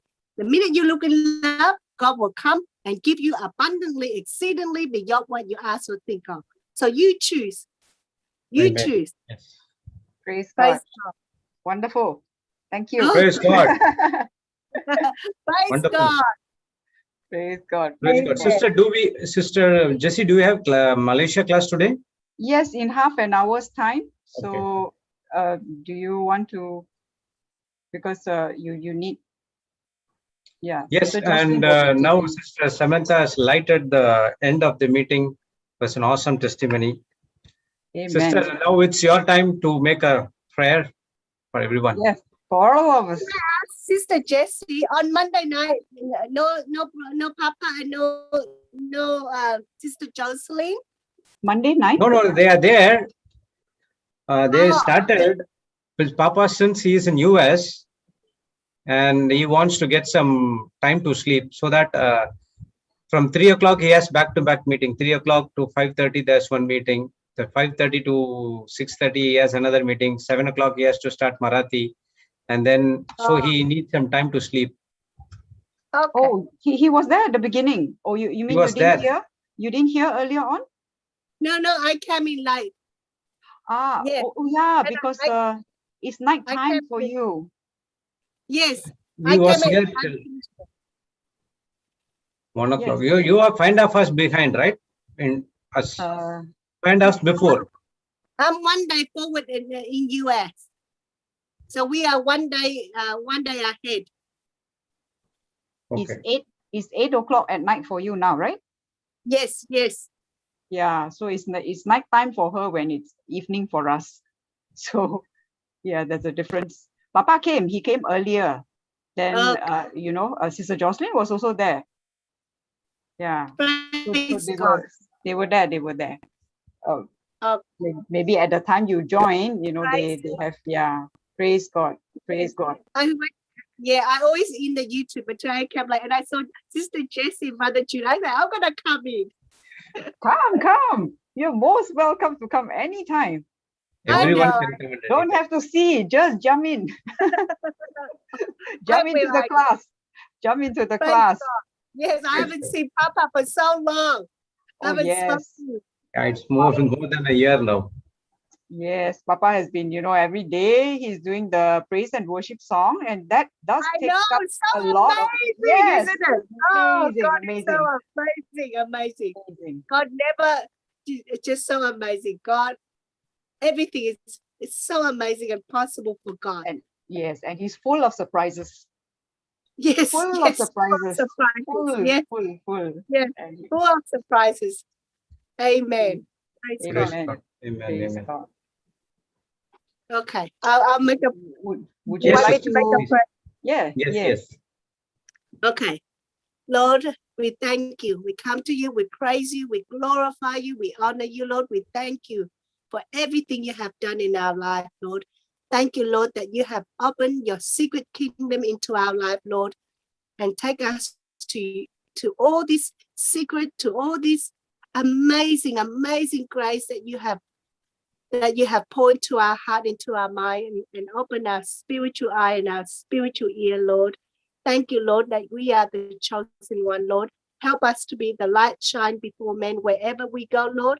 Let every word that we speak, it is you who speak through us, Lord. And let life will be changed, nation will be changed, Lord. Thank you, Lord, that you have made us become rich in all things, including speech, knowledge, in love, in grace, in peace, in joy, in health, in wealth. Thank you, Lord, for planting us by the stream of living water, Lord, that the leaves, that bearing the right fruits, leaves never dries, Lord. Whatsoever we do, we touch, we are prosper, Lord. Thank you, Lord, for bringing so many people into our life. Help us to help others, Lord. Let us be a blessing to the nation wherever we go, Lord. We are so grateful, thankful, Lord. We thank you, Lord, that you have overflow us with your understanding and wisdom, increase within us and make our memory become so perfect, Lord. Thank you, Holy Spirit, for teaching us and guiding us and leading us wherever and whatever we do, Lord, and make us remember everything that you have taught us. As we finish for the session, Lord, whatever we are doing, Lord, let our mind, our heart focus on you, Lord, because you say in Philippians 4:7, only when our mind, our heart is focused on Jesus, that's when we receive the peace that surpasses our understanding. So, Lord, no matter what, Lord, we thank you that you are with us in us, and there is always peace, joy, love, prosperity, and salvation in our life. We are so grateful for your amazing grace, Lord. And we will not be afraid of what we are doing, Lord, because you have, whatever we are doing, you have already given us the victory. No one can stand against us. No weapon shall be prosper against us, oh Lord. Thank you, Lord, for protect us under your wings from all hidden dangers and from all deadly disease. Thank you, Lord, that everything we see in our life, we speak your word over every situation, because only your word has the power to transform us, has the power to change every situation. We thank you, Lord. We thank you for your amazing grace. Thank you, Abba Father. Thank you, Jesus. Thank you, Holy Spirit. We make this prayer in Jesus' name. Amen. Amen. Amen. Amen. Praise Thank God. you, Amazing, Sister amazing. Samantha. Thank you, sister. Thank you so much. Love you. Praise God. God Thank you bless so much. us. God bless. Amen. God bless us. Amen. God bless Yes. us all. Praise Thank God. you, Praise Brother God. Jude. Thank you, Thank you, sister. everyone. Thank you, Brother Thank you, Jude. Sister Thank you, Sister Jocelyn. Jessie. Thank you, Thank you, everyone. thank you, thank you. Thank you. Thank you, Praise everyone. Praise God. Come whenever you're free. Come. Okay. God. Okay. I will. Praise God. I will. Praise Praise God. God. Have Thank a good you. night. God bless us. God blessed bless us. God has us. already blessed us. Praise God. Thank you. Yes. Yes. Praise Amen. God. Praise Amen. God. Bye. Bye, sister. Bye. Thank you, everyone. Okay. Announcements. We have Tamil meeting at 2:30. 3 o'clock we have Konkani, and 3 o'clock we have a Malaysian session taken by Sister Jocelyn, and 5:30 we have Happy Family. 7 o'clock we have Hindi. 7 o'clock we have Marathi. 9 o'clock again we have English session. 11 o'clock we have Melbourne, and morning 6 o'clock we have another session for the parents, motherhood related to Word of God, parenting with the Word of God. And again tomorrow it's 9 o'clock, it's global retreat. Thank you all. God bless you. Have a wonderful day.